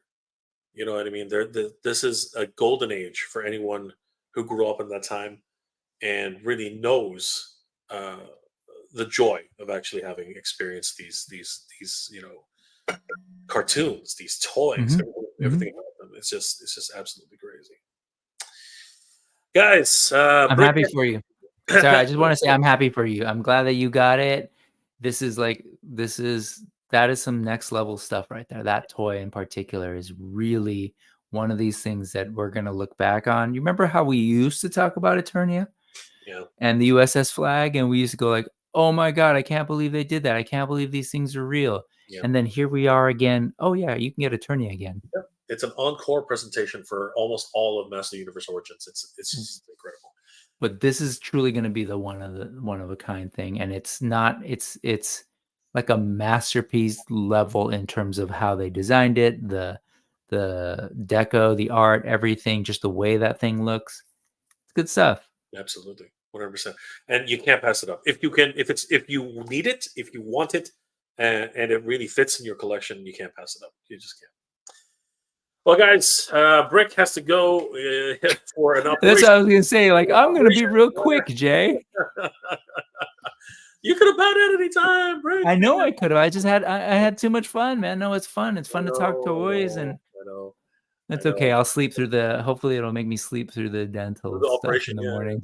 The procedure. It's not an operation. It's the procedure. The procedure. Yeah. No anesthetic needed. Guys, I want to thank my good friend Brick Something for being here tonight. We are actually on a show together on Sunday. Yes. Tune in at 7:30 Eastern Standard Time. What time is that going to be in Pacific? 4:30 Pacific. It's intentionally in this sweet spot between what Skelevator's got going on right before, and then what comes on in terms of either Hella Dope or Just Shelve It or Geek Dad Life. So like kind of just right there. So 4:30 to 5:45 at the latest, folks. Come hang out with Jay and I this Sunday over on the Brick Something channel. Absolutely, guys. We will see you there. Brick, what else are you going? What else is going on with you, and how can people reach you? Well, the news thing happens now every Sunday from 4:30 to 5:45 Pacific. And so that's every Sunday. And then a new episode of AWOC Talk should be dropping this weekend, where we're going to go further into the lore. We're kind of in a funny situation where we're talking about the comics and we're about to catch up to where the comics are at. And so hopefully new comics will be coming soon. And then every single day, pretty much Monday through Friday at least, and sometimes on the weekends, I'm posting shorts to my channel of these little turnaround videos I do with my figures, because I want to be able to look back and remember my figure collection someday. And I think they're pretty fun. I'm getting good feedback. A little 30-second thing of just like looking at these cool toys and listening to some fun music. So check it out. Absolutely. Thank you again, Brick. Always great to have Brick Something in the house. Fun, man. Guys, this has been a great evening remembering and looking at these truly, truly bank-breaking type of things that we love so much, but we just have to have them. Guys, let me know in the comment section below, what did you think about all of these crazy things that many of us actually own now? This is just ridiculous. I mean, they're just massive. They're just mad in size. Like, you just have to, if you're like me and you're like Brick, you gotta open them. You gotta put them out. Oh, yeah. And where do you put them? Because they just get bigger and bigger and bigger. Guys, let me know those comments in the comment section below. Are you in on the new Haslab Giant Man? $200. The price is right, in my opinion. I think this is a complete win for Hasbro. Again, I have my reservations about the stretch goals, but that's just me. Let me know in the comment section below if you guys are actually going to back that. Have you guys backed the Ghost? If so, where the hell are you going to put that thing? Are you going to back Cat's Lair? And are you going to have the same problem as I do? Where the hell am I going to put that thing? I think that's just going to be the constant broken record that we're all going to be saying with everything that we start owning in terms of these gigantic dream projects. But they are dream projects, and that's the whole point. Guys, thank you for joining us tonight. It's been an absolute pleasure. I hope you're all doing well, staying safe. And as always, everybody, thank you very much for watching. Good journey, everybody. Geek proud. Night, y'all.